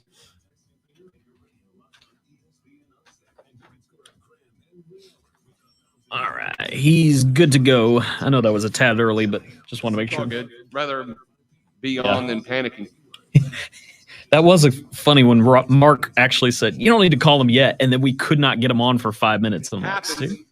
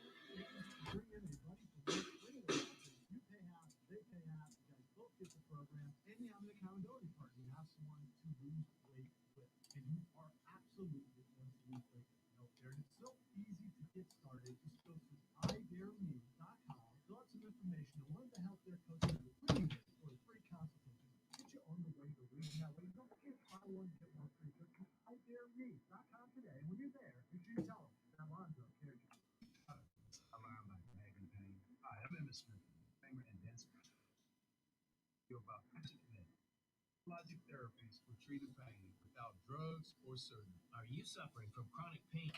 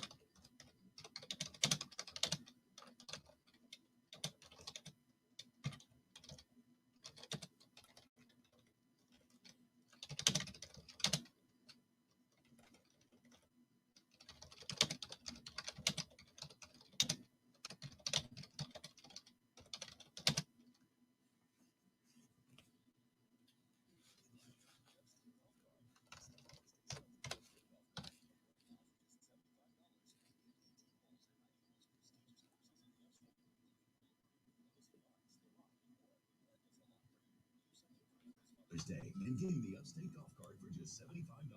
That's less than $9 per round. Get yours today at upstategolfcart.com. That's upstategolfcart.com. Greenville's team is back at Palmetto Stadium this fall, and now's the time to secure your seat for all the action. Get your Furman season tickets today and enjoy all the pride, pageantry, and hard-hitting action of Paladin football on campus and in person. Several packages and plans are available, so don't miss your chance to see the Paladins up close and in person this fall. Get your Furman football season tickets today by calling 864-294. Keegan posted the FC Greenville Triumph. Does that mean we got one? Looks like it. Queensboro, South Georgia Tormenta, Greenville Triumph, Caw Valley FC, Chattanooga Lady Red Wolves. Let's go! So the ladies are also called the Greenville Triumph. Yeah, so it looks like everyone will be attached to a USL club. Cool. And from what I'm getting from this, some of them will play under the same name. Like Chattanooga's the Chattanooga Red Wolves, so they have the Lady Red Wolves, but it looks like, because, I mean, Triumph's a gender-neutral name. You can put it on both teams, and it makes sense. Yep. That is awesome. 45 seconds.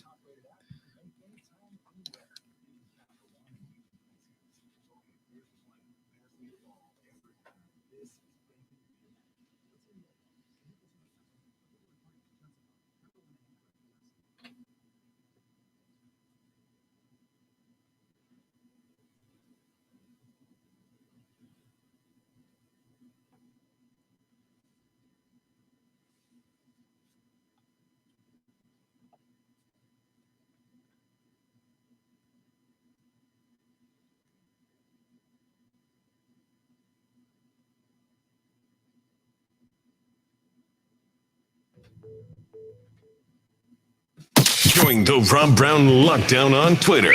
Tweet at The Rob Brown Show on the Upstate Sports Leader, ESPN Upstate.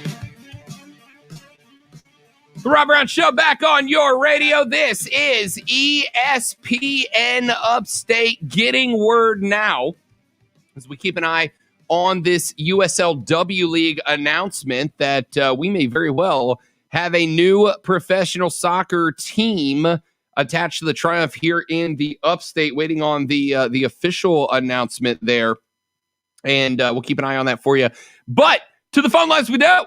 Talk a little college football. We welcome on one of my favorite people to talk football with down in Mobile, Alabama. There's a station called WNSP, and the voice of college football. Move over, Paul Feinbaum. There's nobody better in the great state of Alabama than the legendary one. Dave Schultz joins us here on the Rob Brown Show. Dave, what's the word, buddy? How are we? I appreciate the introduction, but did you hit your head? You need to go into the ESPN Many moons ago, I was dropped on my head as a child, and it turned into this career, Dave. It feels like you need to go into concussion protocol. Do we need to call some people? Do you need some help? Bro, my whole life is concussion protocol at this point. It's just a series of people going, Rob, are you okay? And the answer is usually, who knows, you know? I'm with you. It is what it is, man. It is what it is. Good to catch up. Dave Schultz from WNSP joining us here on the Rob Brown Show and ESPN Upstate. So, Dave, it was announced earlier that there are going to be 2, maybe 3 meetings of the College Football Playoff Committee over the next 3 weeks. And the smoke signals are showing right now that the big discussion is expansion of the playoffs, and Yahoo Sports reporting that the momentum is currently behind the premise of a 12-team college football playoff. First off, you good with that idea or no? I am. I want playoff expansion. The 12 team caught me a little bit by surprise, but how about the college football people actually, looking forward a little bit? So I moved to Jacksonville, Florida in 1998. I think the Jags only been there 4 or 5 years, whatever the case may be. And they were doing Route 95. I-95 goes right through Jacksonville. They're adding another lane. I was like, you know what? By the time you're done finishing this thing, you need to add another lane. So instead of going from 4 to 8, and the college football is like, we're going right to 12. And I like that idea. So I'm a little forward thinking. From what I read, maybe you can correct me, Rob, that the first round game would be home games. I don't think that's going to work. I think you're going to need, the 1 through 4s in the second round would need home games as well. This is not the NCAA tournament. You're going to have to get people to travel. I'm not sure quarterfinal games are going to fill up, 70 to 100,000 seat stadiums unless they're on campus. Plus, we all kind of want somewhere along the way Alabama to play at Ohio State in January, right? Is that what we all kind of want? Yeah. Give me the you want to be here, you got to prove it by winning on the road style matchups. But also let's see what the big dogs slug it out on. I'm fine with that. And to be honest with you, Dave, to me, if they go all neutral site, cool. If they go homes for the first 2 rounds, cool. I don't really care the format so much as I just want the expansion so that we can stop with the who got left out discussion. I mean, we'll still get the number 13 team begging that they should have gotten it because, they had one fewer home loss or whatever. I don't really care so much as we can stop the who deserves it and let's actually get more than the best 4 teams and the same 4 teams over and over. That being said, if we want to play the first 2 rounds on the road to give us a little more variety, I'm good with that too. Dave, I just kind of fall on the let's get it done, and then we'll start talking about the schematics of it all. Well, it's going to take a little bit of time to get it done, but they're already talking about, usually when these discussions come up, it's like, what Clemson's playing USC in 2035 and 2036. All right, great. We'll hold our breath.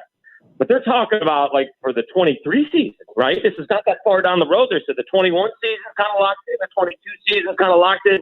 We're looking at only a few years down the road. I think that's great.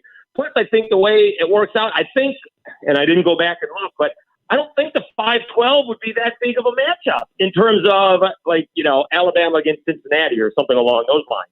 I think that 5-12 and the 4 or the 6-11 would be good matchups, and you're not going to have these routes between 1 and 8 or something along those lines. I think you're going to get some teams that, could upset some higher seeds. Yeah, I mean, if we're going to do that, that's the hope for. I mean, look, if we get 3 years into this thing and you end up having the top 6 seeds move on every single year, it kind of takes the steam out of the sails. But I can't imagine that would be the case, right? Especially if we're going to get into the point, and I guess that would maybe be my one argument for having neutral site games is make it more likely that they're upset. And look, Dave, it's not like we don't have enough bowl games to turn some of them. And it's not like some of these lower seed bowl games wouldn't make more money by being selected as playoff first round games. Dave, at the end of the day, to me, it's all about introducing a little more parity at the top, isn't it? I'm with you, but I just don't think those stadiums would fill up. I don't think you're going to get like Alabama fans or Clemson fans are going to travel to a quarterfinal game knowing that they're probably going to be in the semifinals and the final. I don't think you're going to get that as much as people do. It's not like they won't travel. You just won't get as many as the Ohio State, Clemsons, and the Alabamas aren't going to travel to a quarterfinal game. That's why I think you should get home games also because, again, we want to see Southern teams play Northern teams in bad weather, which they don't even play in, during the fall. Meanwhile, during the winter. So I don't have a problem. I would need home games for the first 2 rounds just because I want a full stadium to begin with. That's what I want. Are you at all surprised? Because it seemed to me like I thought this would be an incremental expansion. Like we would go to 8 before we went to 12. That would, do your 5 conference champs, 3 at larges, et cetera. Does it surprise you that we skipped over 8, went right to 12? It does. So instead of them, making 1 extra lane on each side of I-95, they did 2. We're not worried about the next 5 years or the next 10 years. We're going to take care of the next 20 years for the expansion of the city. And I think that's a tremendous idea. I think the one spot where you're going to get into an argument, like you said, it doesn't matter if you're, in this case, number 5, or if you had 8 teams, number 9 or 13, or the NCAA basketball tournament, it was always the 65th team complaint, so we went to 68 and so on. The problem is going to be when you have like an undefeated Coastal Carolina and you have a 1-loss SEC team, or even worse, a 2-loss SEC team who the 2-loss SEC team say loses to undefeated Alabama and undefeated Georgia. And Coastal Carolina beat Liberty. that's where you're going to have that problem with who's going to get in. But that's always, as far as I'm concerned, Rob, that gives us good, 3 hours to talk about stuff. So that would be all good for me. But that's where I think the argument would come in. The great Dave Schultz from WNSP Radio down in Mobile, Alabama, joining us here on the Rob Brown Show and ESPN Upstate. And I guess that would be my next question. Will be both to you. How do you think it plays out, and to the committee is going to be, what type of criteria are we going to establish? Is it going to be the 5 conference champs, regardless of record, go, and then we've got 7 at-larges? And if that ends up being the case, what is the determination? I mean, if you've got let's say, like you just mentioned, a 2-loss Florida, but their only losses came to, a couple of undefeated SEC teams, or another 1-loss SEC team, and then you do have a 12-0 East Carolina who maybe didn't have a BYU. I mean, that was a big selling point for them last year, was to have BYU come to their house and knock off an undefeated BYU squad.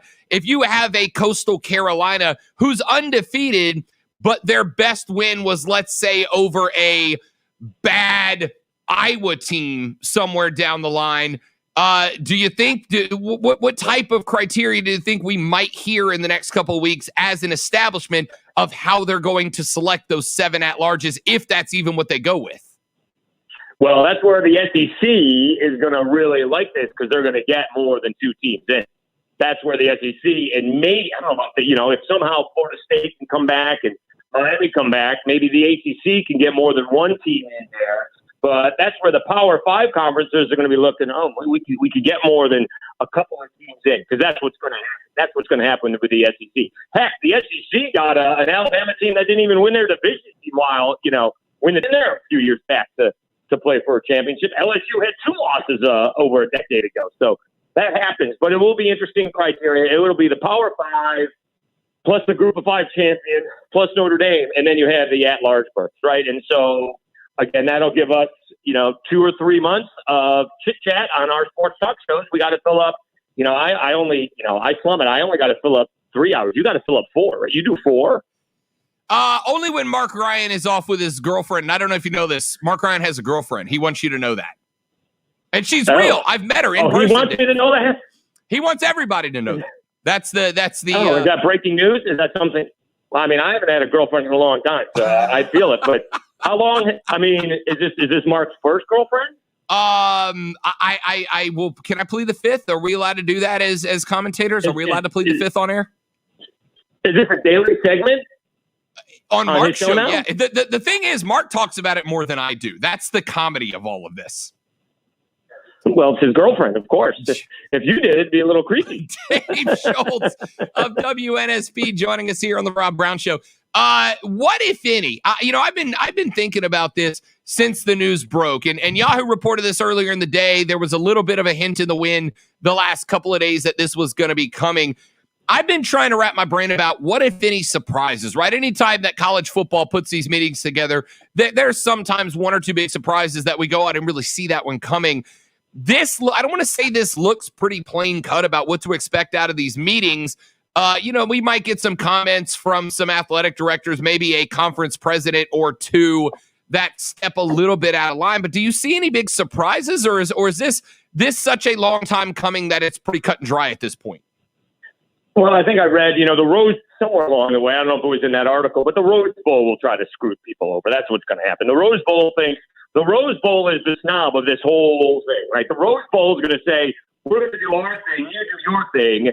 If our thing is copacetic with your thing, okay. But if it's not, screw you.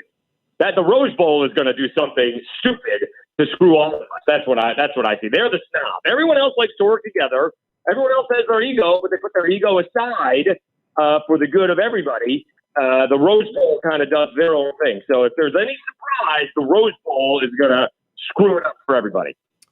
Shocking that Grandpa Bowl, it would be the one that causes a problem. Right. But I mean, that's been the big argument, has been, by doing a larger playoff, you take meaning out of the other bowl games. And I don't know if I've been told that this is a millennial viewpoint. I've had older college football fans who have gotten upset about this.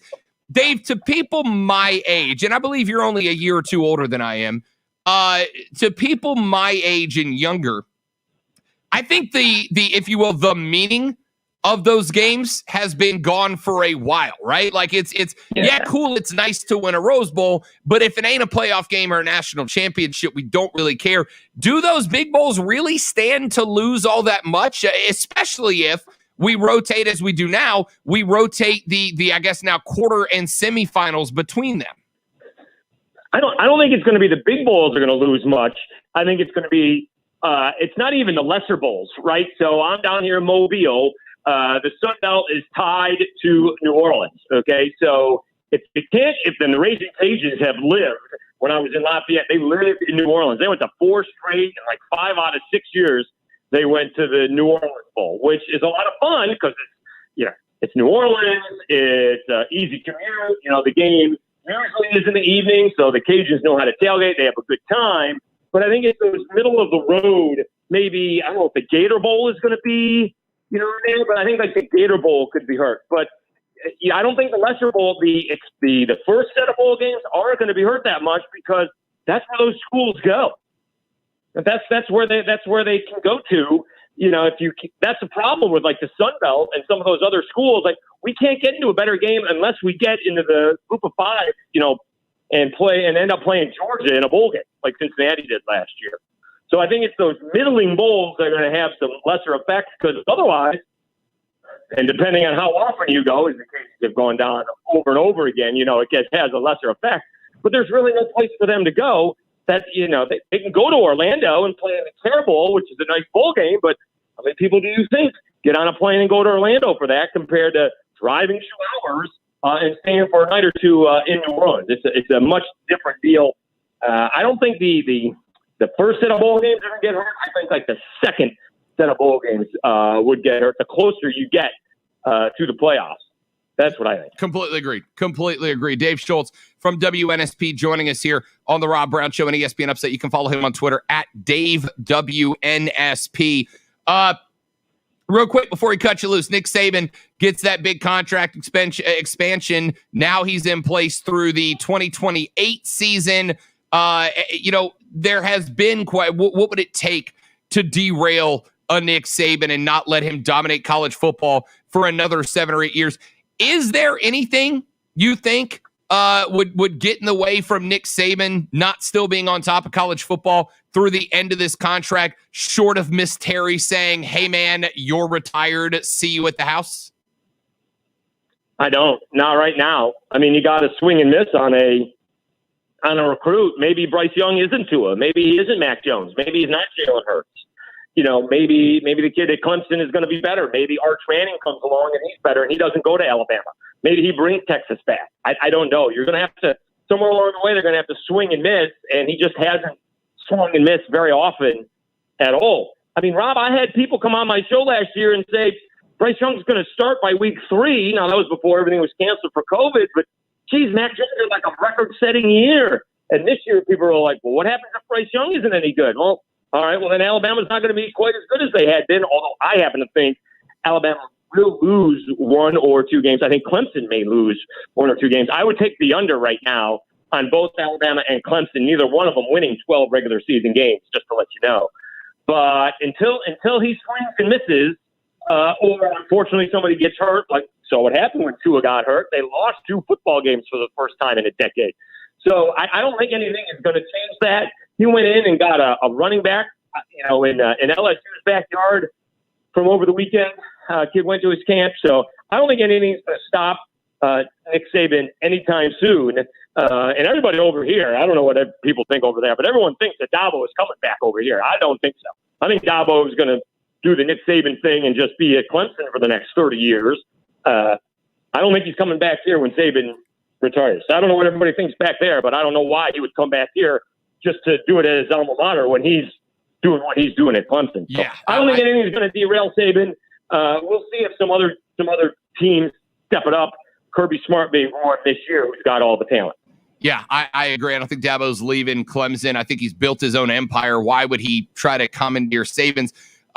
Somebody asked me yesterday after that news got announced, over under on the number of Dabo Swinney championships while Nick Saban remains active. They set it at 2.5. I took the under which was not a welcome response here in the area. Over under on the number of Dabo Swinney championships while Nick Saban remains active at Alabama. I'll take the under because I was going to go with 2. And I think 2 is pretty good. It's not like he's not going to be in the mix, right? I mean, the ACC stinks. But I think 2 would be pretty good, competing for it each and every year and winning 2 more. How many do they think they're going to get? I don't know. I think 2 is pretty good. What is that? 8 years? Yep. 1, 2, 8 years without using my fingers. So 2 would be pretty good. If maybe 3, I mean, somewhere along the way, someone besides Alabama or Clemson is going to win a championship here. LSU had the 1-year run so far. We'll see if they turn around. Auburn's got a new head coach. We'll see what happens there. We'll see how much longer Dan Mullen is in Florida. Everybody loves Dan Mullen in Florida. I'm not sure why. By the way, I got a quick question. Did Ryan ask his girlfriend out, or did she ask him out first? Do we know that story? None of us have gotten the straight story about it. He just wants everybody to know that he has a girlfriend, but then the details all get very fuzzy after that. Was this app? Was this an app that they matched on? Or again, was Dave, the mystery is there. I will let you. I will let you interrogate him via Twitter. If you manage to get answers, you'll be the first. I can say that not only is she a very nice young lady, that Mark Ryan has far outkicked his coverage. We are not sure if there is a ransom involved. We are not sure if it's a hostage situation. Again, no details available yet. And how long have they been dating? At least a handful of weeks now. Again, if you follow his timeline, he only tweets about her 7 to 15 times a day. So, there's research to be done. So I'll have to pay attention. Do we have the over under if she stays with him post football season? We don't. We haven't said Vegas hasn't released the betting lines yet. I expect those to drop soon. The over-under on number of time he tweets about her while they're on vacation together today and tomorrow, setting that at about 17.5. So this isn't what I'm confused. This feels like this should be handled like a pregnancy, right? You don't say anything about being pregnant for like 2 months because you're worried something's going to happen. It feels like they started dating in the middle of May and he's already tweeting about her the whole time. And we don't know if they're going to make it to July 4th. Let me put it this way. Yesterday, so he's on vacation. Yesterday, I filled in for the first hour of his show. And the very first text we got on the Ingalls Market text line, Dave, was, are we going to get our hourly update on Mark Ryan having a girlfriend or not? That's how often it's talked about.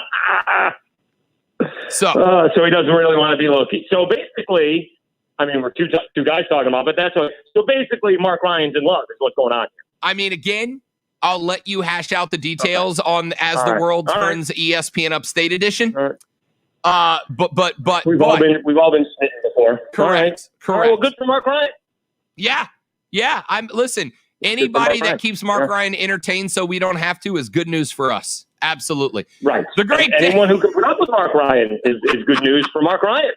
The great Dave Schultz of WNSP Radio. Follow him on Twitter at Dave WNSP. We'll let these meetings play out, Dave-O. We'll get you back on in a couple of weeks once we get a little bit more firmed up about what the next step in the plan is. My brother, always good to talk to you, big dog. Appreciate it, Rob. Thank you so much. Always at Dave WNSP on Twitter. He is Dave Schultz. Joining us here on the Rob Brown Show and ESPN Upstate. We are back right after this to continue the Rob Brown Show. I'm Rob. He's Drew. You're you. This is ESPN Upstate. The Rob Brown Show. Listen on your computer and tablet at ESPNUpstate.com. From the Ingalls Market Studio, this is ESPN Upstate. 97.7 FM Greenville. So it is official. FM the Greenville Triumph do have a W League team. Let's go. An Odyssey station. Don't spend more than you have to on your mobile service. Spectrum Mobile could save you up to 40% versus what you're paying now. And nationwide 5G is included in every data plan. Plus, Spectrum delivers the fastest overall speeds and has the most reliable mobile service, coast to coast, with no hidden taxes, fees, or contracts. Visit SpectrumMobile.com today. 40% savings based on a comparison of single-line comparable unlimited plans amongst major national carriers as of 1/27/2021. Fastest overall speed, most reliable, based on Nielsen speed test, latest FCC report, and route metrics. Hey, it's ESPN Upstate's Mark Ryan. Join me at Ingalls Markets this and every Thursday from 3 to 7 with a special live edition of Offsides with Next Mark break Ryan. will be Prisma Health. Prisma. Perfect.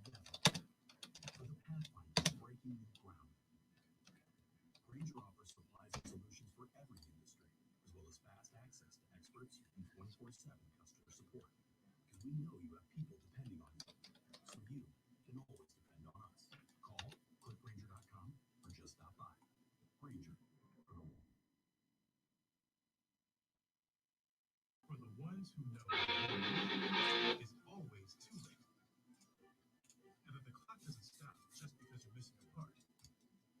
Grainger offers supplies and solutions for every industry, and our Keystock inventory management solutions help ensure. Yeah, I'm about to, Keegan, I was wondering if they have dropped the merch yet.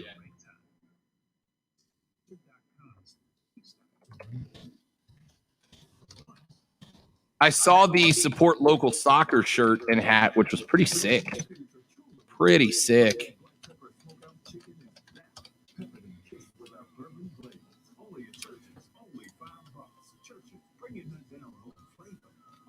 I'm going to their going to the shop right now. Here, let's all look at it together, shall we, Drew? That sounds like fun. Okie dokie.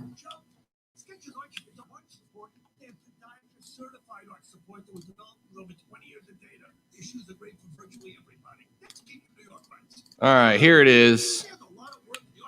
We're rocking. Oh, we're going back to tie-dye. I love it.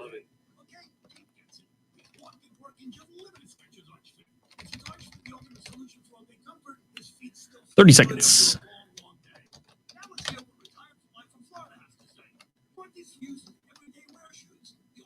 Yeah, I'm going to end up owning that shirt right there.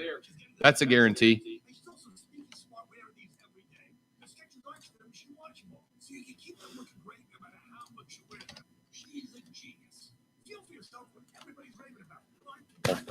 Come on back. All righty. Footwear is sold. He's not messing around. Real, unfiltered sports talk on the Rob Brown Show, ESPN Upstate. All right, breaking news right here on the Rob Brown Show and ESPN Upstate. And, of course, as always, breaking news on ESPN Upstate. Powered by Odyssey.com Sports and presented by BetQL. Become a better sports bettor. Get smarter to beat the books. Download the BetQL app or visit BetQL.com today. It is official. The Greenville Triumph will indeed have a team in the USLW League. They will play under the Triumph banner. We talked earlier. We saw, and I had fingers crossed after we saw Joe and Doug Irwin of the Triumph pop up in the USLW League video. And that was just one step closer. Now we know that it is official. It is said it is official. The Greenville Triumph will indeed have a USLW League team playing under the Triumph banner. So professional soccer grows here in the Upstate as the W League will indeed have a squad right here in the Ville. Very excited about that. One more team to put under the banner, man. One more team to cover, one more to put up under the banner, and I am excited about it. Well done. Well done to the Triumph for making this happen. Well done to the folks on Twitter that have already started off their support of the W League. That's awesome. Also, breaking news. I don't know if it will be any consolation to the Gamecocks fans, but just a couple of minutes ago, we made it official as the final game due to rain yesterday had to be canceled. Virginia and Old Dominion finished up their elimination game today. Back to this point. And Ortiz clubs it to left, sending it deep and sending Virginia to the Supers. That happened. That was a bottom of the 10th walk-off home run for the Virginia Cavaliers out of the losers bracket. South Carolina knocked them off in game number 1. South Carolina then fell in the winners bracket game to Old Dominion. They would be eliminated in the second matchup as the Virginia Cavaliers would knock off the Gamecocks 3-2 on Sunday. Sunday night, the Cavs put away Old Dominion in game number 1. We mentioned earlier, in games where the losers bracket team had to win 2 against the team that was 2-0 in order to eliminate them, in games where the losers bracket game pushed it to a conclusive elimination game, the losers bracket game wins. The losers bracket team actually wins more than the team out of the winner's bracket in game number 2. That is the case here. Virginia walks it off in the bottom of the 10th. A home run sends Virginia to the Super Regional. Virginia will now host Dallas Baptist University. That game will be played in Columbia, South Carolina. One of those 20 sites selected as a regional host. It was selected as a regional host, though South Carolina was not the host. Old Dominion was. Virginia walks off Old Dominion and will now play their Super Regional in Columbia against Dallas Baptist University. So our final Super Regional matchup is set. That one will be on Sunday afternoon. Let's take a break. When we come back here in just a minute, one more thought on that Jake Paul Floyd Mayweather fight, and then I am done with it forever and ever, even if there is, scratch that, when there is a rematch. But one conspiracy coming out of that fight, which lends credence to my belief that not only is a rematch happening, but it will be a fraud too. Tell you about that next on the Rob Brown Show. Rob, Drew, and you, this is ESPN Upstate. Next up, Prisma Health. The Rob Brown Show. Listen on your Amazon or Google smart speaker. Just say, play ESPN Upstate. Prisma Health right here in the Upstate is the official healthcare provider of both the aforementioned Gamecocks and the Tigers of Clemson. And they want to be the official healthcare provider for you and your family as well. And they can be. They make it fast. They make it easy. They make it convenient. And they make it confidential, right? They have the My Chart feature on their website, prismahealth.org. And right there on their My Chart feature, it keeps all of your information together.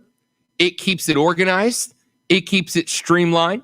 It keeps it available to you. And it keeps it very safe and secure. That's right. All of your information about your healthcare situation is right there and accessible to you and the doctor of choice out of their 2,400 healthcare professionals within their network. It is streamlined, easy, and convenient. If you want to learn more about it, go to their website at prismahealth.org, prismahealth.org. Check it out there and learn how Prisma Health can be not only the official healthcare provider for the Gamecocks and the Tigers, but the official healthcare provider of you and your family as well. It's our friends at Prisma Health right here in the Upstate.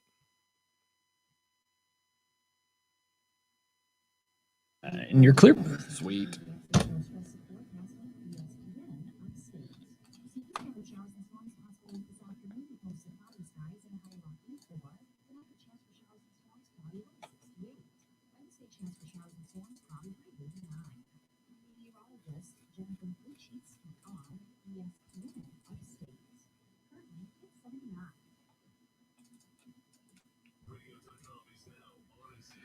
All right.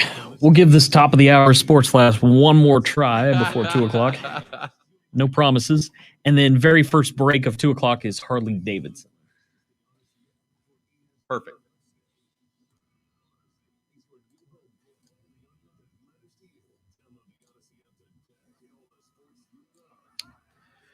Do you know who I think was the best team of 2017 was UCF?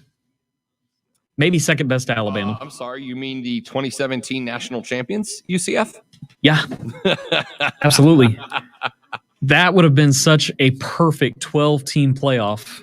Nothing seems to aggravate Alabama fans quite as much. Georgia fans are worse. When they say, oh, we would have killed UCF. UCF put pressure on the quarterback, and Georgia stunk against anybody who put any kind of pressure on the quarterback. They would have destroyed Georgia. Georgia fans got so mad when I had that debate. And I said, you lost to Auburn. The same team that beat Auburn would have destroyed you. But you're right. I mean, Alabama fans, you'll never win that argument because were they the best team? That's really hard to say. Yes, they would have routed UCF. But also, you never know. I really am not sure. The way they played against that healthy Auburn team was just phenomenal. They put together such a great game plan, could score. I think they would have lost to Alabama by a touchdown.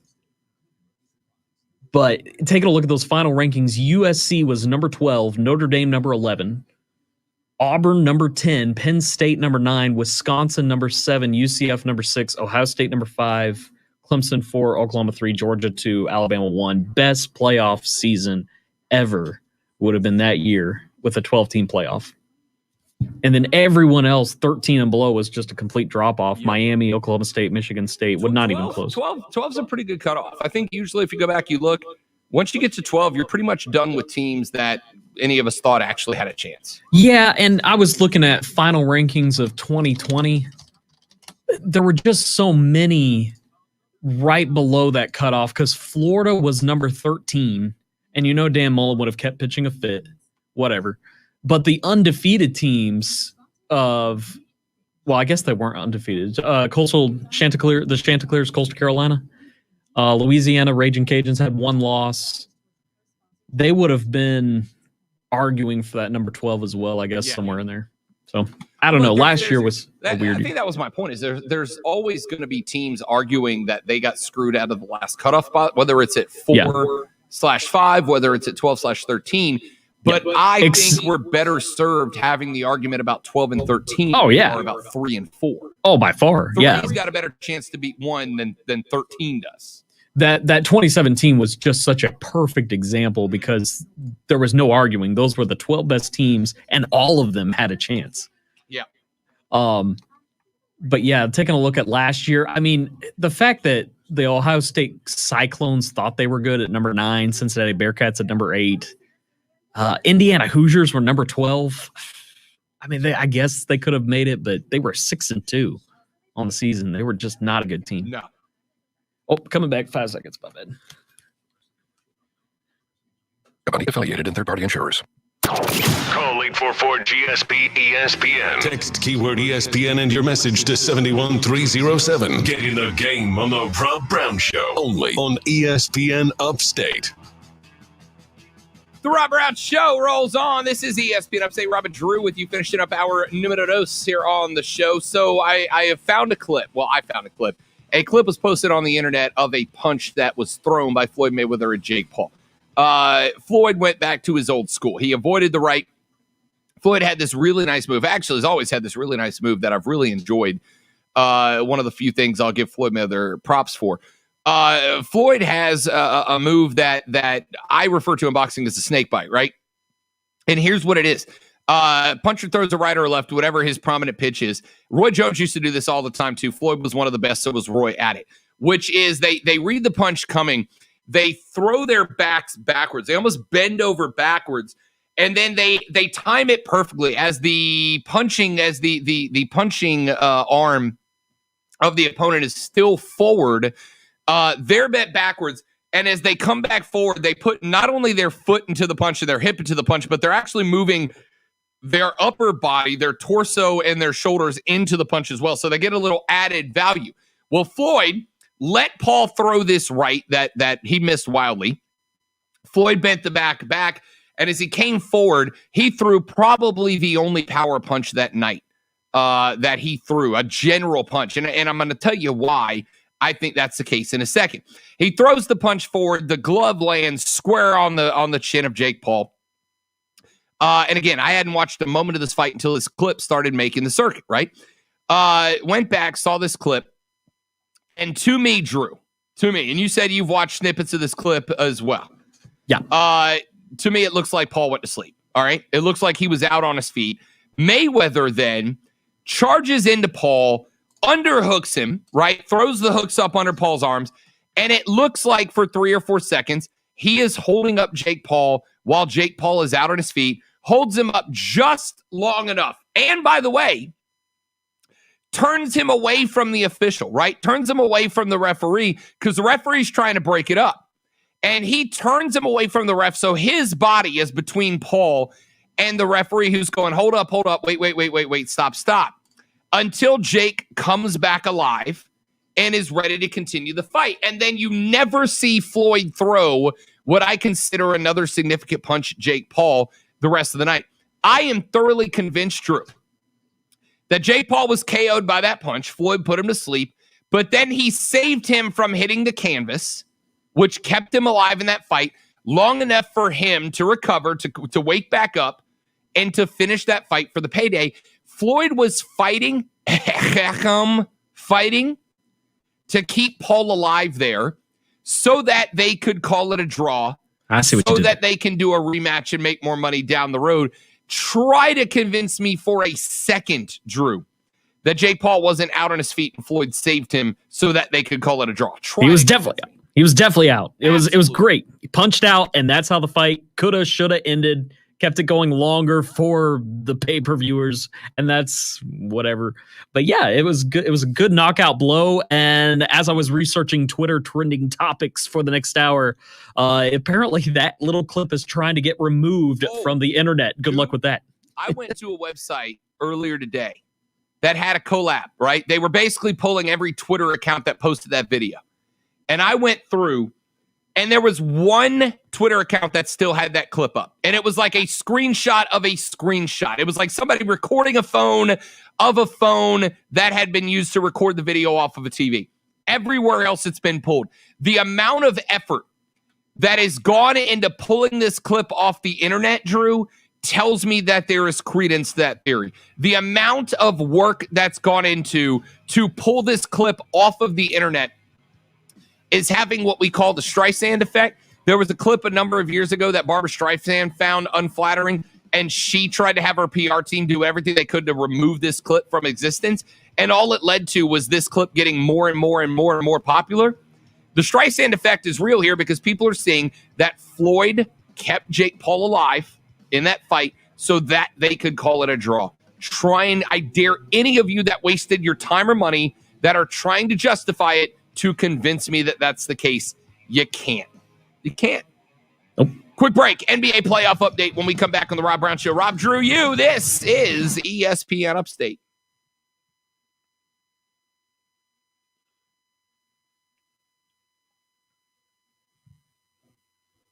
On ESPN Radio. Yes, the Max. ESPN Upstate, WYRD Greenville, WORD Spartanburg, WFBT FM HD3. An Odyssey He station. just gave another intro for somebody else. Okay, so you can throw a football 90 yards like an NFL QB. You want another Mark Ryan promo? I guess. Right now. The texting finger and your radio locked on ESPN Upstate. And you can score a grand every hour with a $1,000 cash stash. Your first chance to win starts tomorrow at 7 a.m. Listen every hour from 7A to 5P, weekdays for the keyword. Then text it to 72881. Text and data rates apply in this national contest. Powered by BetQL. Let BetQL's proven data and analytics help you become a better bet. Download the BetQL app today.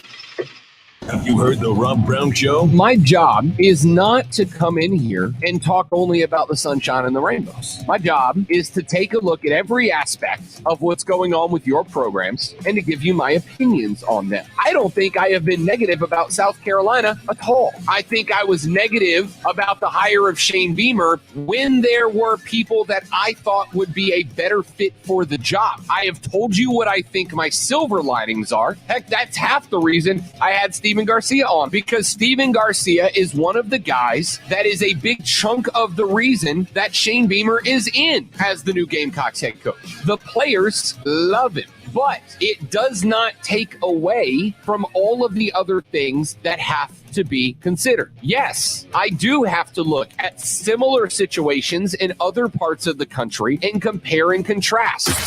Hey, Greenville, Spartanburg. Catch the Rob Brown Show weekdays noon to 3 on ESPN Upstate. Have you heard Offsides with Mark Ryan? Let's get to Greg in Greer. Hey, man, I just wanted to talk about the Super Bowl really quick. Kansas City really blew the game. I think they got sucked into the narrative that they can come back and win the game at any point. They were looking for the big play the whole game, and it never happened. Also, Webster's Dictionary changed the definition of GOAT to Tom Brady. So I don't know if you knew that. That's some new. Is that official? And I'm wondering if it. Tampa is now going to change the city name to Tampa. Is that going to be the new city name? Hey, I wanted to say, too, you and Diesel have chemistry like the Buccaneers. You guys are the greatest of all time for radio shows. All the radio shows that I've listened to, you're better than any podcast that I listen to. I tune into you guys every single day. Absolutely love the show. So thank you very much. thank you so much, Greg. Diesel, can we make that a promo, please? Yes, we can. We get so few compliments. I'm going to send that to my mom. The Upstate is talking about Offsides with Mark Ryan. Now 3 to 7 p.m. on ESPN Upstate. The Upstate loves grassroots racing. Get this race started. If you do, catch PRMs at the track on ESPN Upstate Saturday mornings at 7:30. Start your engines. You'll hear from the drivers and personalities at tracks like Anderson, Cherokee, Greenville Pickens, Lawrence County, Travelers Rest, plus kart tracks like Possum Kingdom, Sugarton, Outback, Warrior Creek, and Foothills. Outside. That's PRNs at the track, 7:30 Saturday mornings right here on ESPN Upstate. Warning. And check this out. You're on official Rob Brown lockdown. Represents being real. Yeah. Real, unfiltered sports talk manufactured locally for the Carolinas. Locked down. This is the Rob Brown Show. Yeah. Only on ESPN. ESPN Upstate. The third and final best of money hour of the Rob Brown Show is back on your radio. This is ESPN Upstate. Hello, Upstate South Carolina and rest of the world. Those of you joining us on the stream at Facebook.com/ESPN Upstate, Twitter.com/The Rob Brown Show, or searching The Rob Brown Show on YouTube. It's phenomenal to be with y'all. Of course, you can listen around the world on the Odyssey app as well, AUDACY. Grab the Odyssey app, put it on your phone for all your favorite and most important sound, news, politics, podcasts, TV, pop culture, sports, and of course, listen to ESPN Upstate around the clock, around the world on the Odyssey app. Again, AUDACY. Grab it, put it on your digital devices, and don't miss a moment of broadcasting from ESPN Upstate, the Rob Brown Show with Rob and Lonzo and Drew, Offsides with Mark Ryan and Diesel, and of course, go to our website at ESPNUpstate.com, ESPNUpstate.com. Not only do we keep it updated with the news that impacts you as a South Carolina sports fan, but right there on the top is the podcast section. If you click on that podcast section, every hour of the Rob Brown Show, every hour of Offsides with Mark Ryan gets uploaded right there. So if you miss a minute of the show, you can go there, click on it, pull it up, and listen to it on demand. Also want to remind you that starting up tomorrow morning at 9 a.m., the $1,000 cash dash on ESPN Upstate is back, baby. That's right. The $1,000 cash dash on ESPN Upstate starting tomorrow morning at 9 a.m. every hour. At the top of the hour, we are going to give you a list of words, a new one every hour, that you will text every hour to a number we will provide you with, and someone is going to win a grand. Why not you? It's a $1,000 cash dash on ESPN Upstate. Make sure you're tuned in tomorrow at 9 a.m. for keyword number one. Every hour from 9 to 5 starting tomorrow, you'll get an opportunity to win $1,000 on the $1,000 cash dash on ESPN Upstate. Very excited about that getting its kickoff as well. In this hour of the show, 844-477-3776, 844-GSP, ESPN, the Ingles Market text line is open for you as well. Text in 71307. Start your text with ESPN so we can read them on the air, including the one that says ESPN, it's Logan, not Jake, LOL. I don't think, texter, that you understand how much I don't care which one it is. I don't. It could be Logan Paul. It could be Jake Paul. Hell, it could be Chris Paul. Give me actual boxing. Stop. Stop with this. All right? Just stop.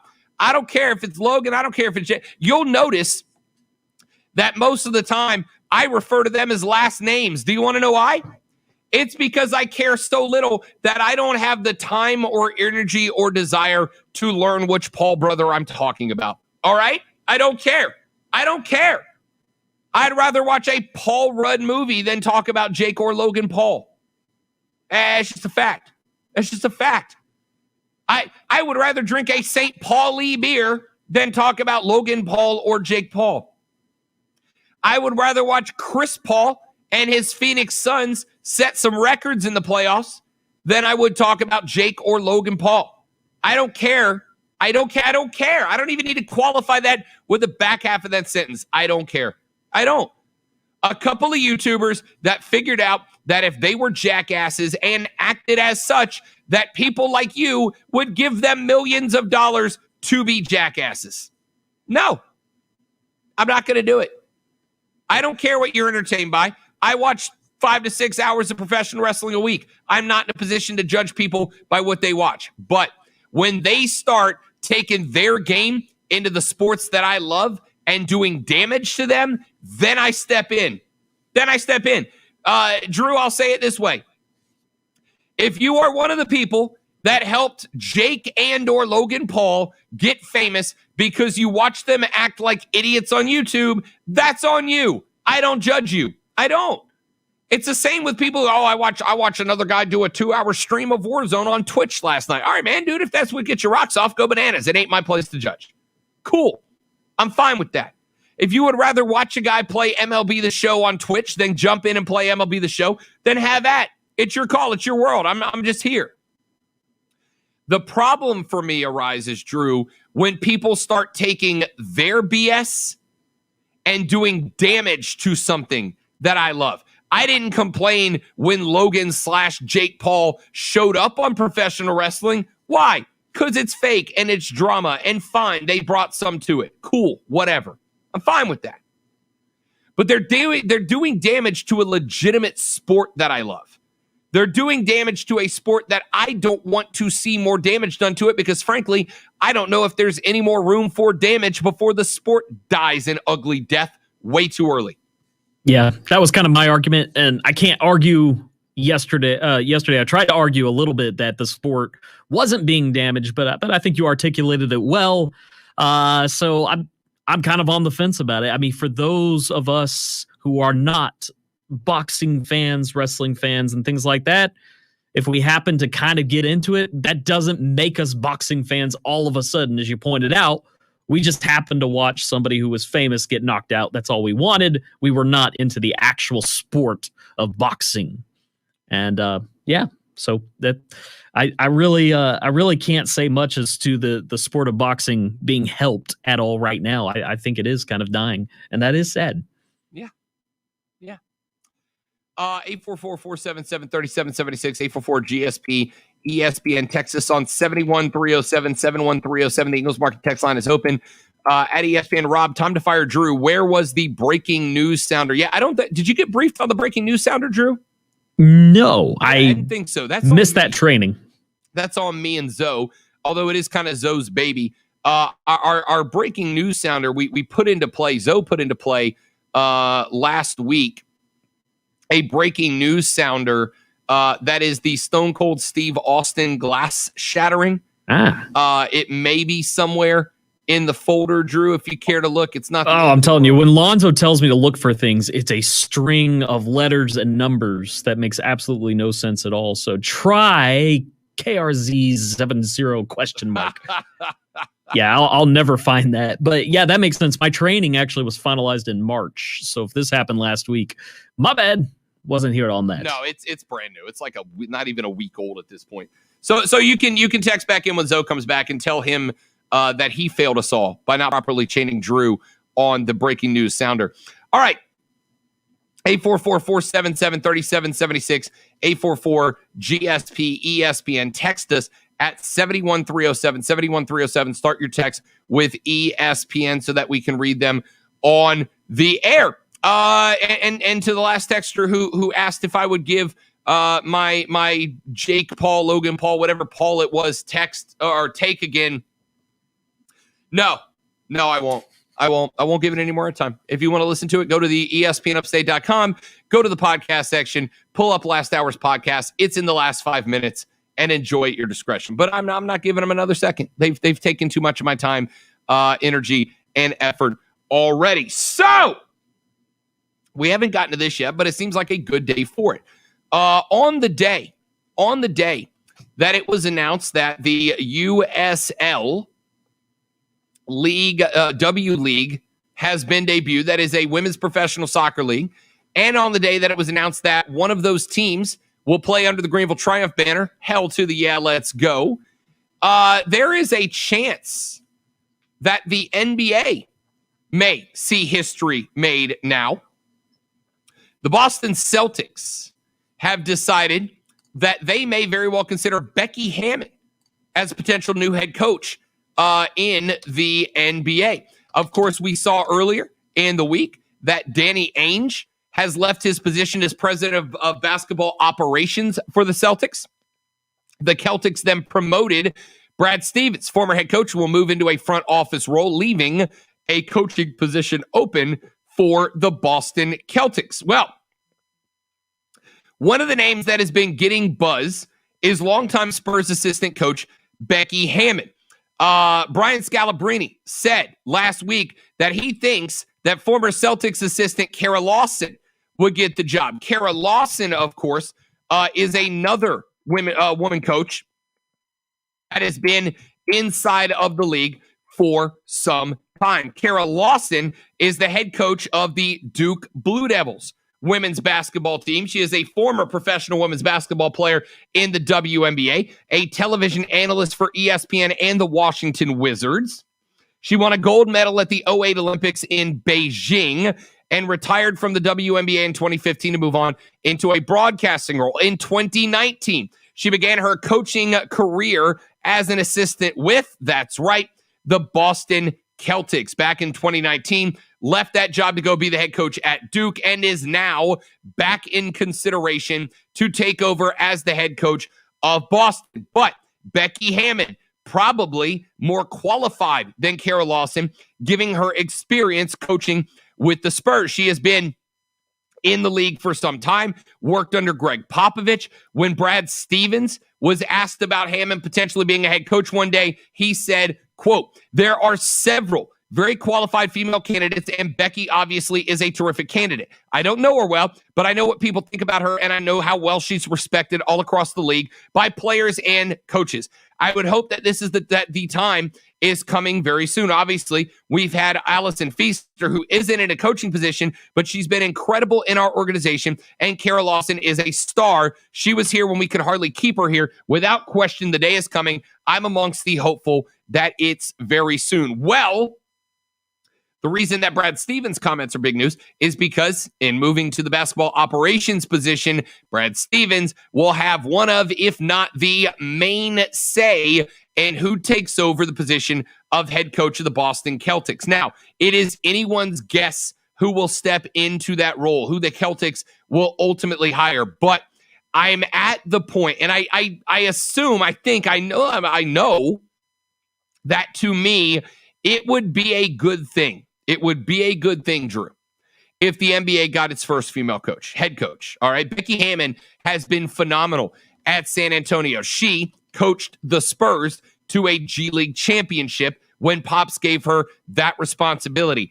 I am done with the argument, Drew, that male athletes would not respect and respond to a female coach. Becky Hammon has already proven that that is not the case in coaching the Spurs D-League team, Summer League team, to a championship a couple of years back.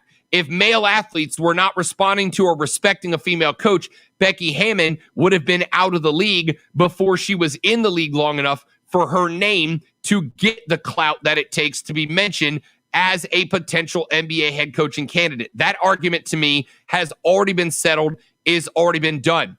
Becky Hammon has proven that she's got the chops. She's got the Greg Popovich seal of approval, which frankly, I don't know if there is a coach in the league that commands more respect than Greg Popovich. And so for him to give respect is a huge deal, which he has done for Becky Hammon.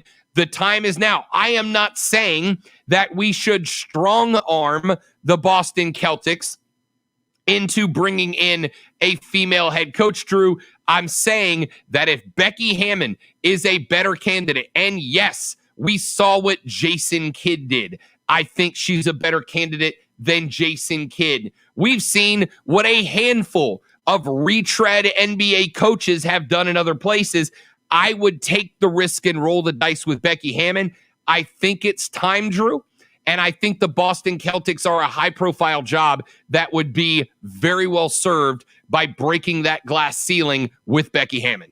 Yeah, just to be a coach at all at the professional level. We know what high school coaches do. We know what college coaches do. The professional level coach, I don't think most people really sit and think about what do they do? You're not teaching fundamentals anymore to these professional athletes. You're making decisions across boardrooms and then coming into the court and telling other professionals, here's what we're going to do. And to command that level of respect really takes a balancing act of past success with future vision that people can buy into. And the best qualification of that really comes to the person who steps into the room and gives that vision to other people and lets them be the success. And gender doesn't matter at that point.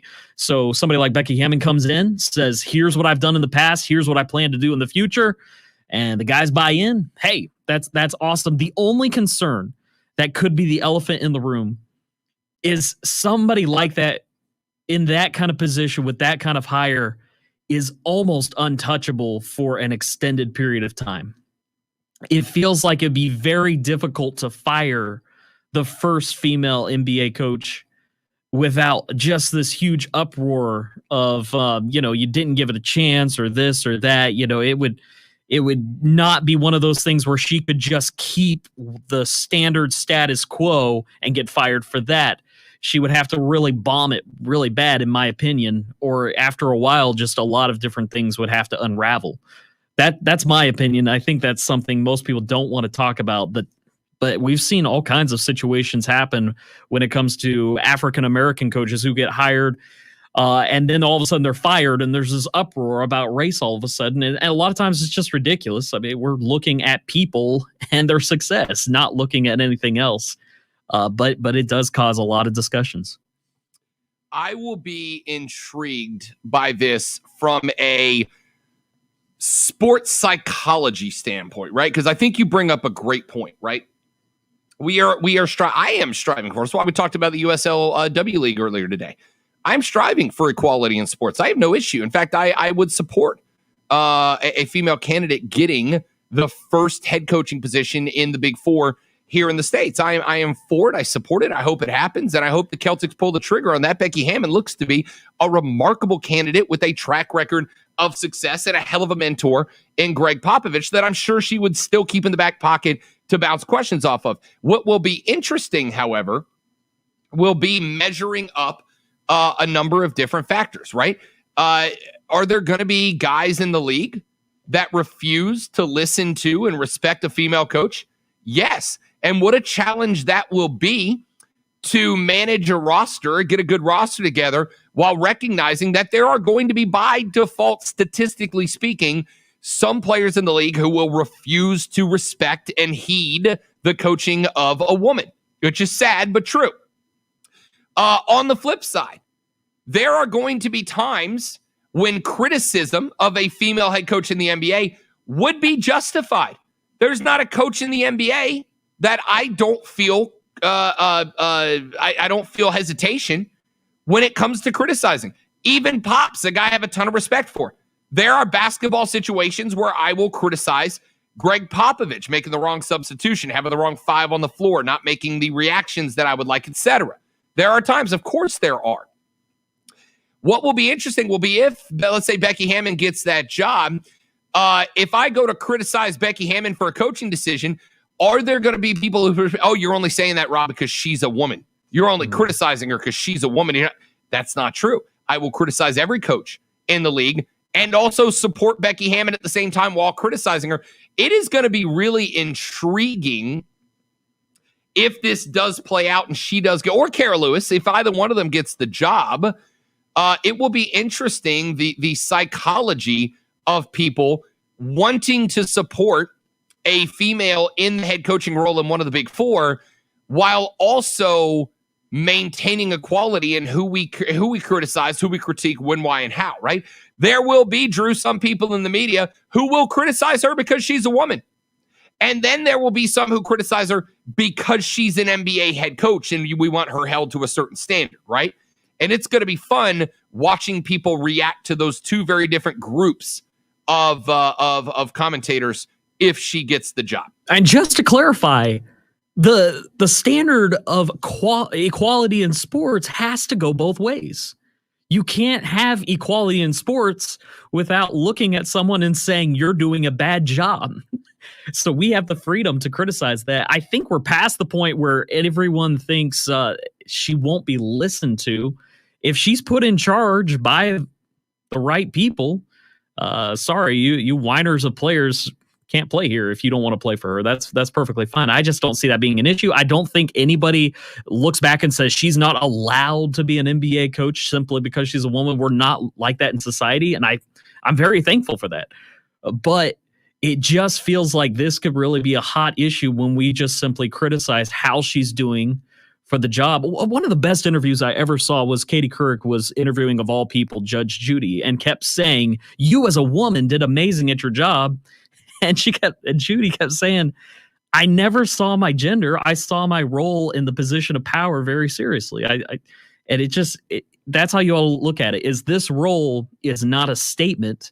It's me as a person doing the best that I can do, and then the chips will fall in society as they will. And she'll do well for the sport, but you have to focus on the person first, not the overall statement and politics of we have to hire a woman. As you were saying, that's not what we're pushing for. We're just saying who's the best candidate. Is it Becky Hammon? Yeah, it could be. Very well could be. I would love to be able to agree, Drew, and say we live in an ideal world where whoever gets the head coaching job will be listened to and respected by players. But I call me a cynic. I'm not there yet.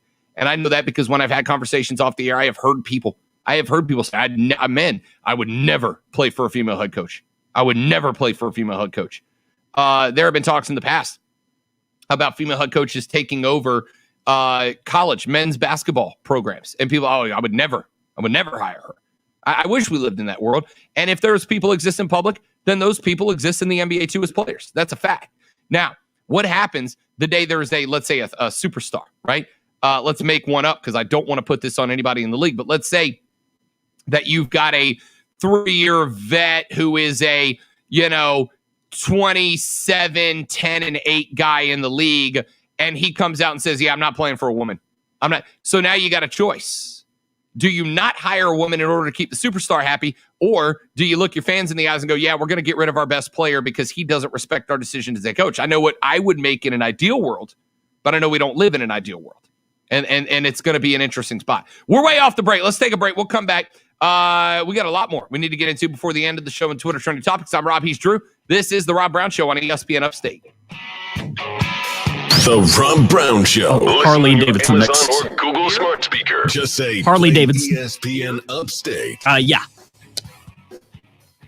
Harley Davidson of Greenville is not only your official Harley Davidson provider here in the area, but on top of that, they are the largest pre-owned dealership in the entire upstate. Let's say maybe you're not looking to get on the back of a brand new Harley Davidson. Well, worry not, friends. If you're looking to maybe try out some different thoughts, maybe you want to have a couple of bikes in the collection. That's your boys go down the road.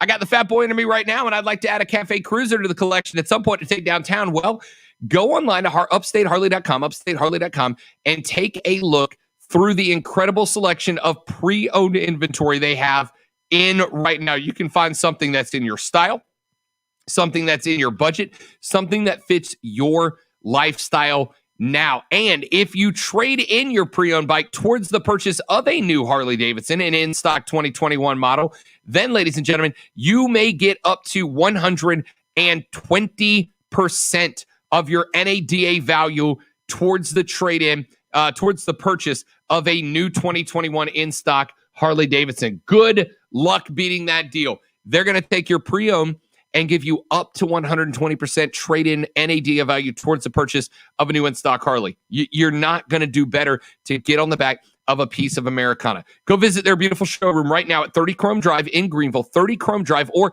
check them out online at upstateharley.com, including their entire new and pre-owned inventory at upstateharley.com. It is Harley Davidson of Greenville. I'm Tony Desiri with your ESPN. Brought to you by Quicken Loans and driven by Jeep. Both the Atlanta Hawks and the Atlanta Braves facing Philadelphia tonight. The Hawks taking on the 76ers in Game 2 of their NBA playoff series. Looking to go up 2 games to none into Game 1 Sunday.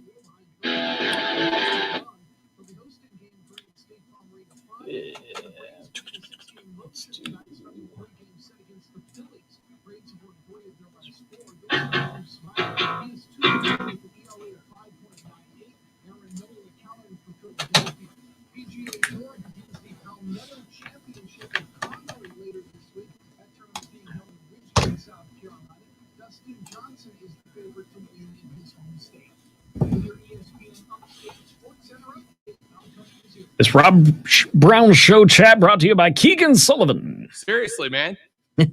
I don't know what happened, dude. I killed it.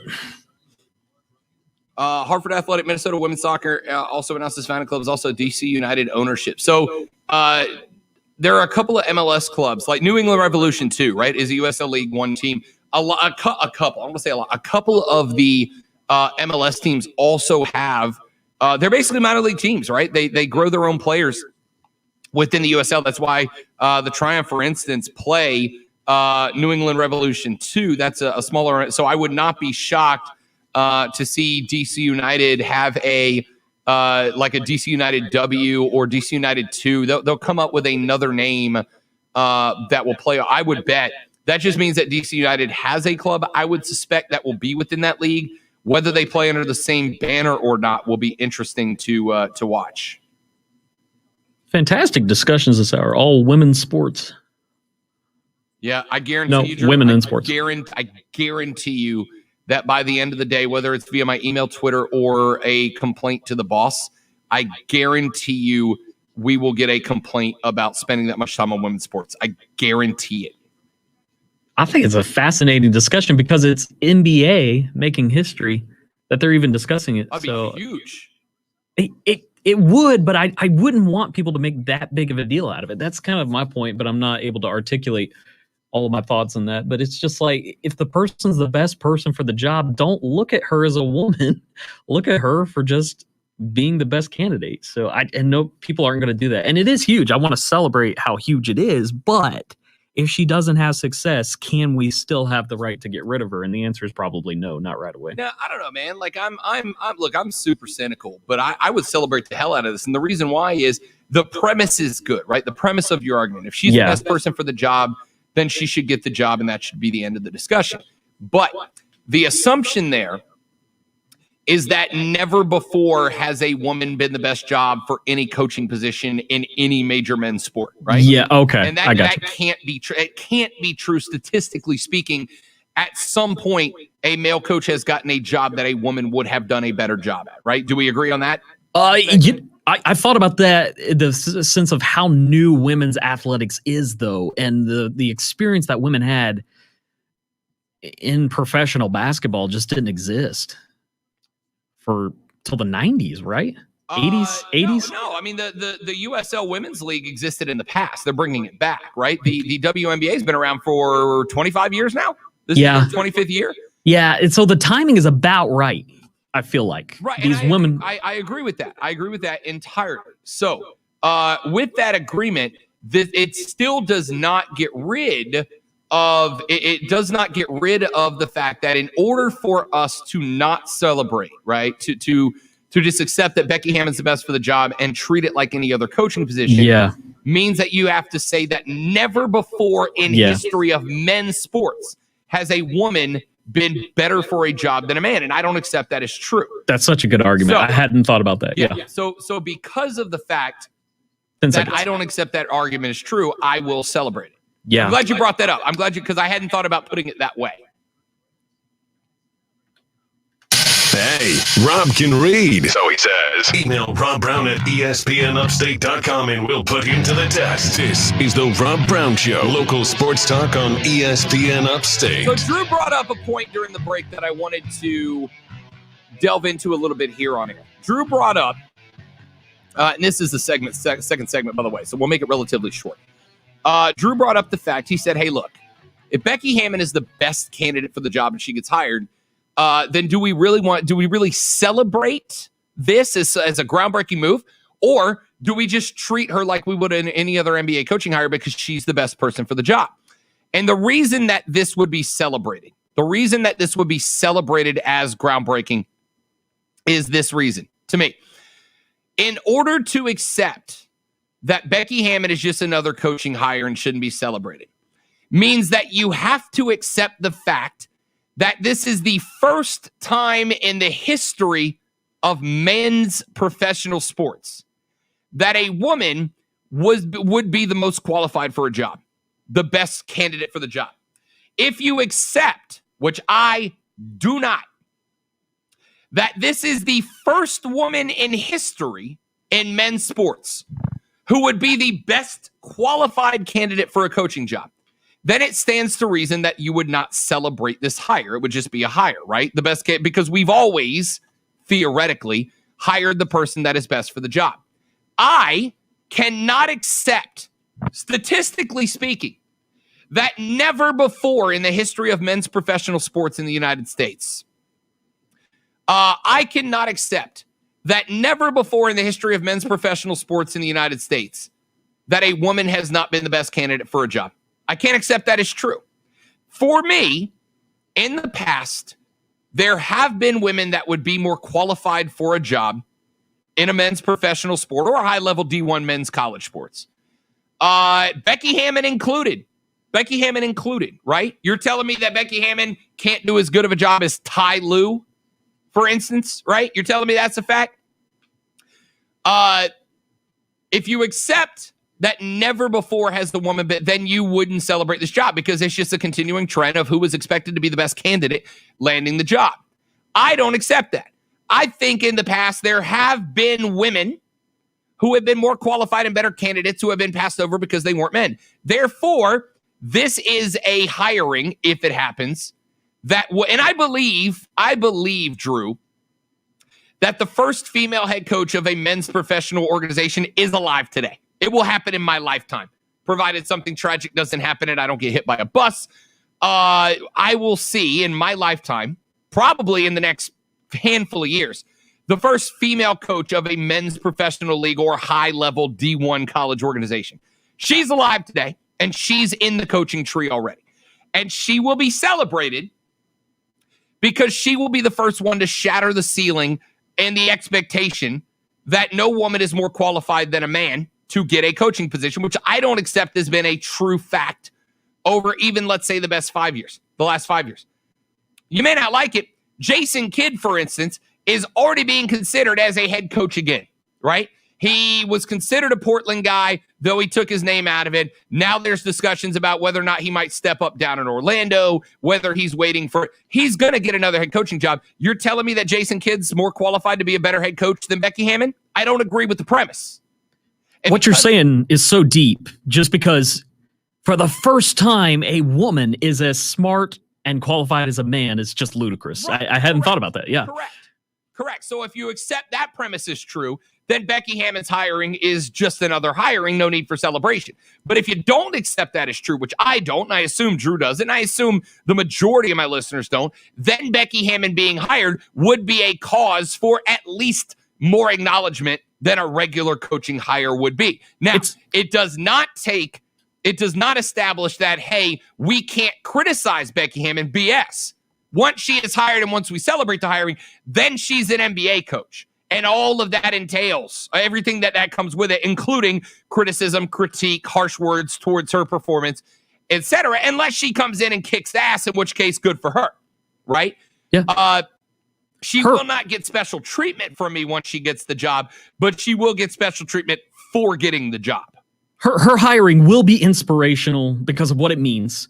But in my opinion, it just wasn't that big of a deal because we know that former NBA players have a greater chance of going on to become coach. And for a while, the number of professional basketball athletes who happen to be a woman was 0. So the number of women who go on to play professional basketball has significantly risen in the last couple of years. It makes more sense that this is all coming to fruition now more so than in the past because the majority of candidates who even want the job tend to be men.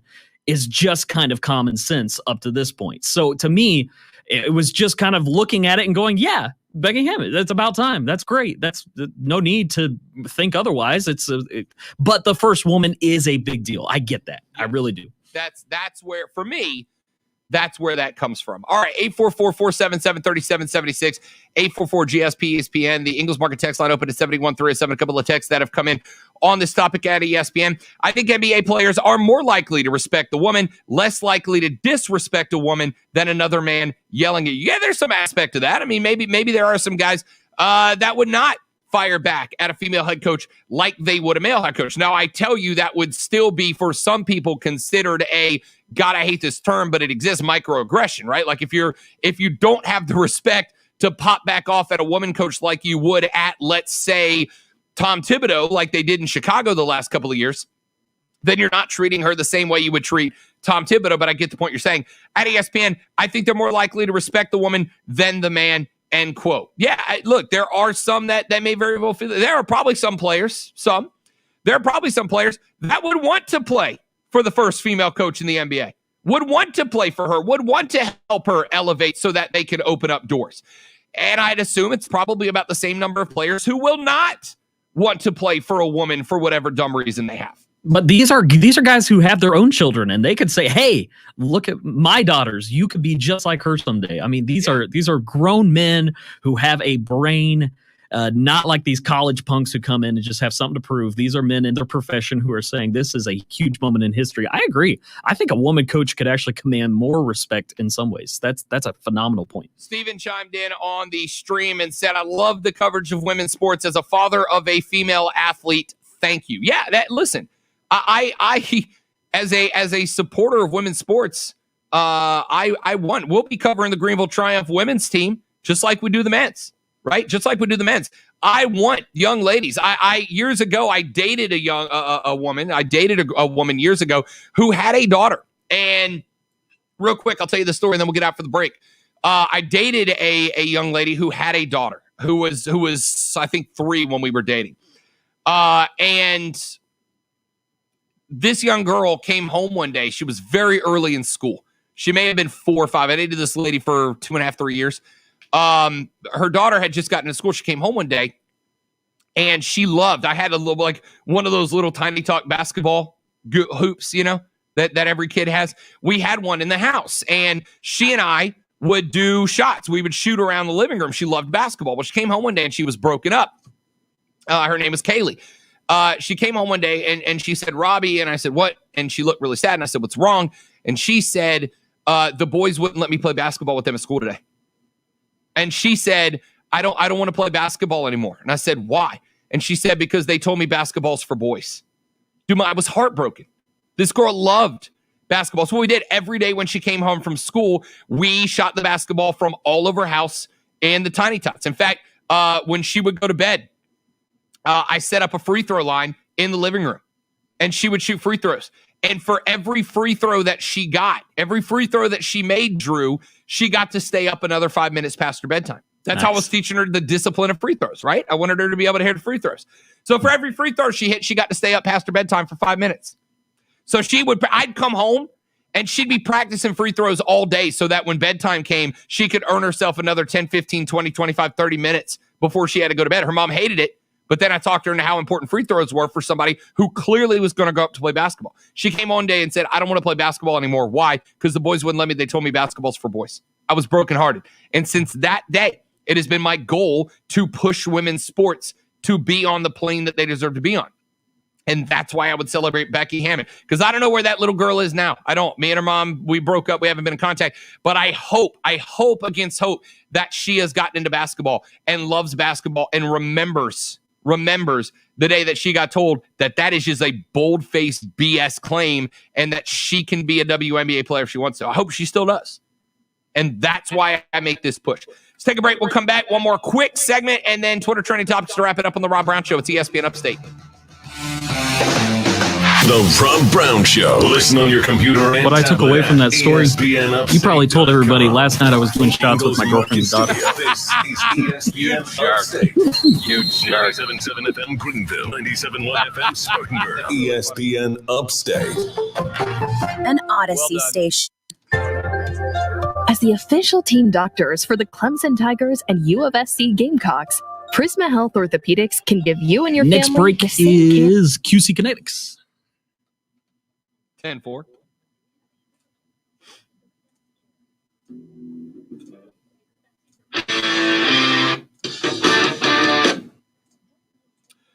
This segment's going to be like a 1 minute in and out kind of talk.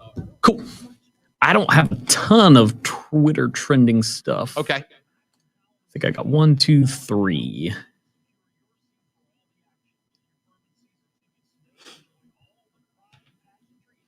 I probably shouldn't do this. Do you recognize the name Phil Foden? I do not. Okay, good. I'm going to get rid of that one. He's trending.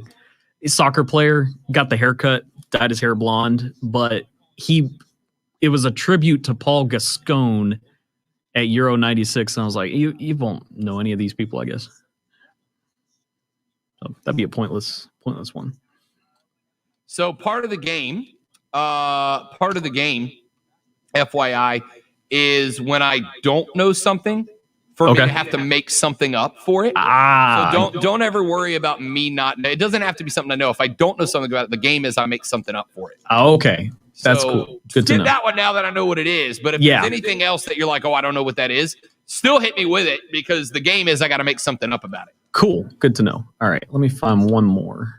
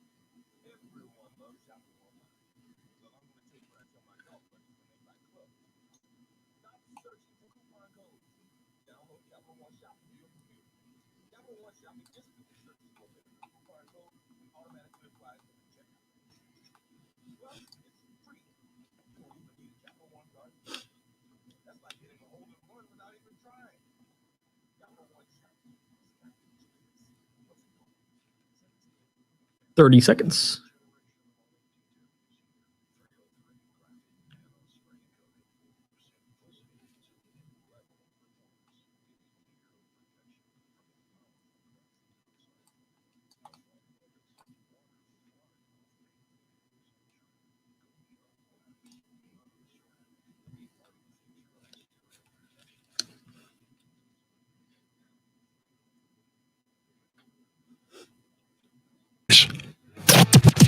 Opinions wanted. Well, opinions are like what we're saying. Everybody has one. Call 844-GSP-ESPN. Local sports talk on the Rob Brown Show on ESPN Upstate.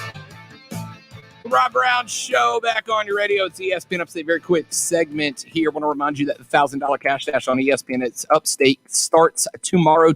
I love you tomorrow. You're only a day away from your chance to win $1,000 on the $1,000 cash dash on ESPN Upstate. Also, game number 1 of your Greenville Swamp Rabbits taking on the Indy Fuel in the playoffs tonight.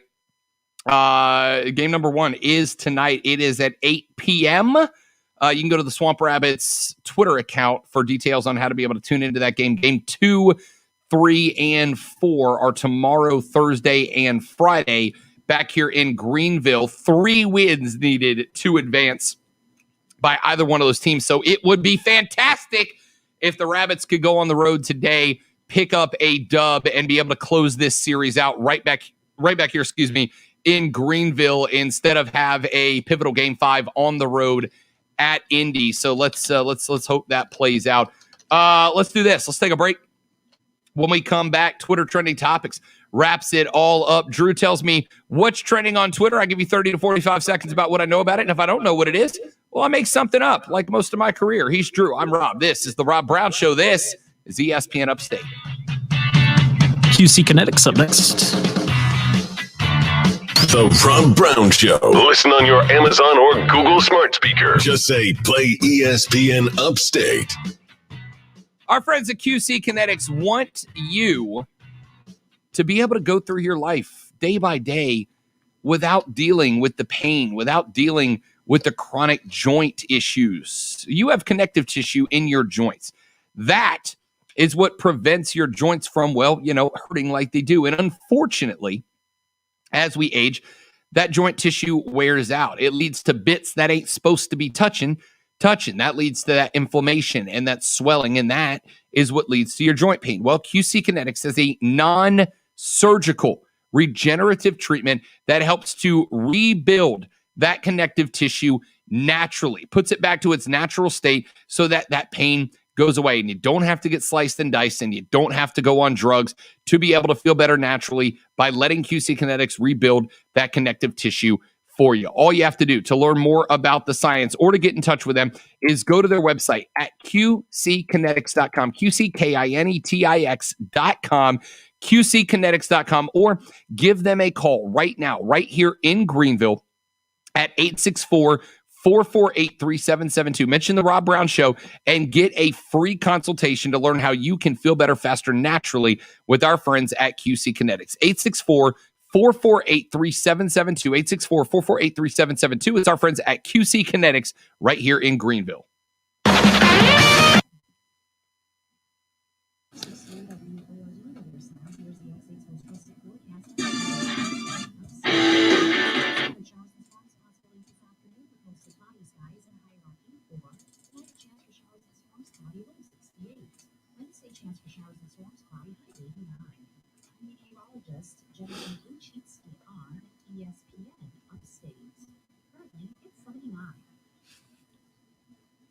Sometimes reaching the radio is hard. Real comfy under these covers, and I can't reach the radio.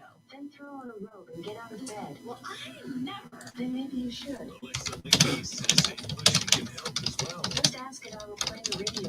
When you can't reach the radio, ask Alexa to play it for you. Alexa, play ESPN Upstate. Okay. And listen to the Upstate Sports Leader without moving a muscle. Great idea until atrophy sets in. ESPN Upstate. Are you thinking about refinancing your home, but worried that closing costs may cancel out any money you'd save? Not with Cap Center's zero closing cost mortgages. This is our sixth time using Cap Center. The quality of service was excellent, and the savings were substantial. Half your closing costs. Visit capcenter.com. Equal housing lender. Visit capcenter.com for rates, savings, and offer invitations. This ad contains real client feedback closed by actors. NMLS ID 6777. Backpress.org.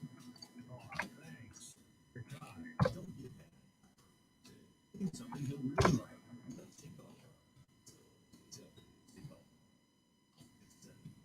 You get 18 holes in 9 of the most prestigious courses in the Upstate, including Willow Creek, Legacy Heights, The Rock, and more. Dad does a lot for you.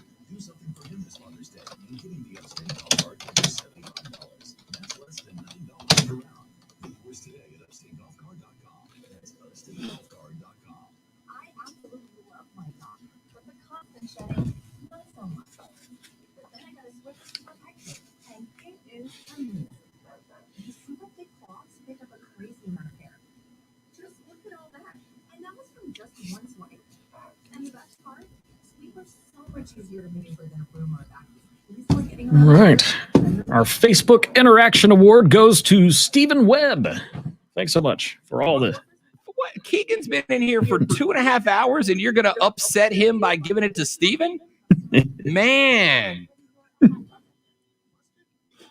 Keegan was joking about the strongly worded letter he was writing earlier, but he might very well now. Yep, probably. Keegan's in here breaking USLW League news and giving us ideas. And He's our program director. Seriously, you give it to Steven. Unreal.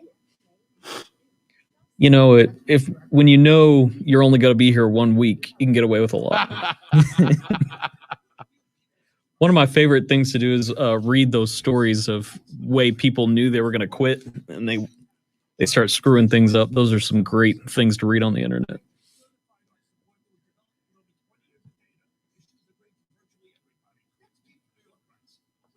Almost heaven, West Virginia.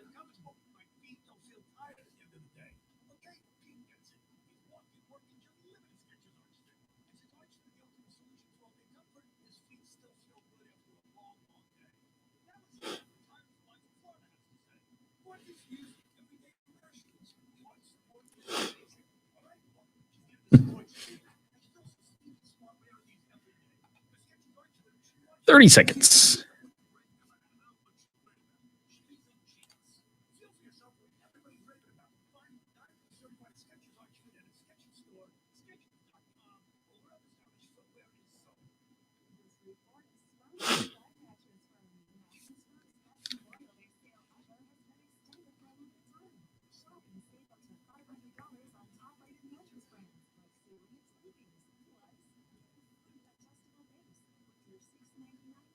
Purchase.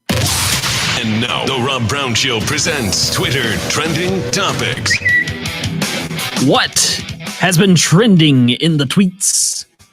We start out, Rob Brown, with Aaron Rodgers trending. That sounded ominous as hell, Drew. Yep.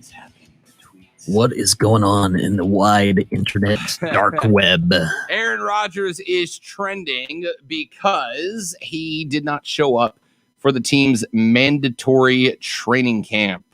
Green Bay Packers working out up there in beautiful Wisconsin. He did not show up, and the Packers have announced that they are beginning the fines against Aaron Rodgers. It's like I read earlier. It's either, I want to say it's like $9,300 a day that they are fining him, which to Aaron Rodgers, I'm sure is really, I mean, it's not nothing, but it's not the end of the world for him. But the fact that he didn't show up and the fact that they're threatening him that's the right thing to do, right? You can't not fine other guys. You can't let other guys off the hook and then not find the best in the league. I get that. But also the president of the Packers wrote in his emailed monthly or weekly newsletter late last week that Aaron Rodgers is dividing the Packers fan base. I have news for this cat.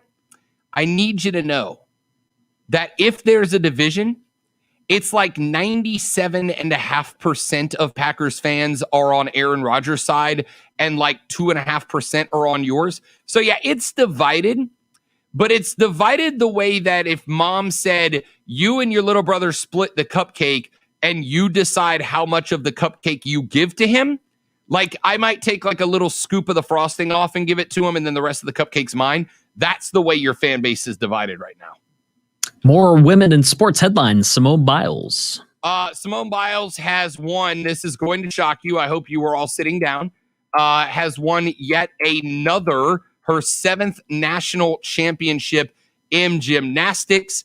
It is the last competition she will be engaged in before she heads to the Olympics, where she will threaten Michael Phelps as the best G of the USA in the Olympics. Her boyfriend also wrote a very emotional letter congratulating her, which has been making the rounds on social media. This young woman, Drew, this young woman is a GOAT, without a doubt. I mean, look, we have had plenty of Olympic gymnasts representing the USA that have been great, dating to the emotional ones with Mary Lou Retton, the Michaela Maroney's of the world. There have been some great female athletes, but what Simone Biles is capable of doing with her talent and ability is freaking unsurpassed. If you told me I only got to watch 3 events going on at the Olympics this year, it would be Team USA basketball and Simone Biles would be 2 of the 3 without a doubt. It's just so unfair when she shows up. She's 24 years old, and the United States Championships feels like a regional competition. Yeah. It's and just... look, Simone Biles is better at gymnastics. And I've said this before about different athletes, and there's not very many of them that qualify. Simone Biles is better at her sport than any, and I mean this, Simone Biles is better at her sport than any other athlete on the face of the planet is at theirs. She is better at gymnastics than Messi or Ronaldo are at soccer. She is better at gymnastics than Tom Brady is at quarterbacking. Drew, I would challenge you. Can you name me an athlete in their sport that is better at their sport than Simone Biles is at the gymnastics? Because I don't have a clue. Nah, she's the Babe Ruth, the Pele, the groundbreaking one that everyone will compare themselves to. Forever. Without a doubt. Without a doubt. 2 more. I got Loki. Yeah, Loki drops tomorrow on Disney Plus with the success of WandaVision, with the success of Falcon and the Winter Soldier. It is the next step up, the next Marvel offering from Disney Plus. Pretty excited about it, right? Because it's going to delve into, it looks like, Drew, one of the big, and people called it a plot hole at the time, but one of the big plot holes of Avengers Endgame was that when the Avengers went back to New York in order to grab the 3 Infinity Stones that were in New York at the time, including the one that was inside of the Tesseract, if you'll remember in that scene, Loki was able to get the Tesseract and then disappear with the Space Stone from that reality, which, of course, by definition, would have split off who knows how many new timelines. Well, it appears that Owen Wilson is in charge of an agency that's directive is to control the timelines. And they have, I don't know how they're going to pull it off, but they have power over Loki, in which Loki is basically going to timeline hop in order to clean up the mess that he made when he escaped with the Tesseract. And also Tom Hiddleston as Loki was, I think, everybody's favorite villain throughout the entire Marvel Cinematic Universe. So to give him a spinoff show, you better believe I will be watching along week by week. Yeah, so you'll do that Wednesday. I'll prepare for Thursday's show. We have priorities. Yeah. We have Trisha Paytas. Trisha Paytas is trending. I saw her name trending earlier in the show, and I don't know who that is or why she's famous. I will tell you, as I saw Trish, and I got very excited that maybe Trish Stratus was trending, but I don't know who Trisha Paytas is. She's a YouTube personality announcing in a video that she is leaving Frenemies, the collaborative podcast with YouTube personality Ethan Klein. What a shame. It's their history of feuds, but it is National Best Friends Day. So big announcement for the podcast Frenemies. I know you're heartbroken. Honestly, I don't know how. I'm going to take a nap because I'm so heartbroken. I mean, I was going to take a nap anyway, but I might as well have an excuse for it. You know? That's it for the show. Offsides with Mark Ryan and Diesel is up next. Thanks to Drew for his hard work. My name is Rob Brown. Don't drink a drive. I'll punch you in the face. See you back here at noon tomorrow to do it all over again right here on ESPN Upstate. Later. Well, that's not true. I'm on till 4. I'll see you in the next hour.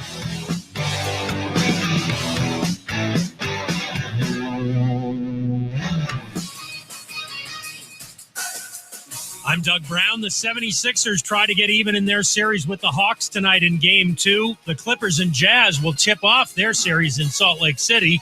Jazz point guard Mike Conley Jr. out tonight with a sore right hamstring. The Green Bay Packers opening. All right, folks on the stream, thanks for hanging out. I'm going to call it a day. I got one more hour. If you're listening, put it on the Odyssey app, AUDACY. If you're not listening on the radio, if you're on the radio in South Carolina, 97.7 FM.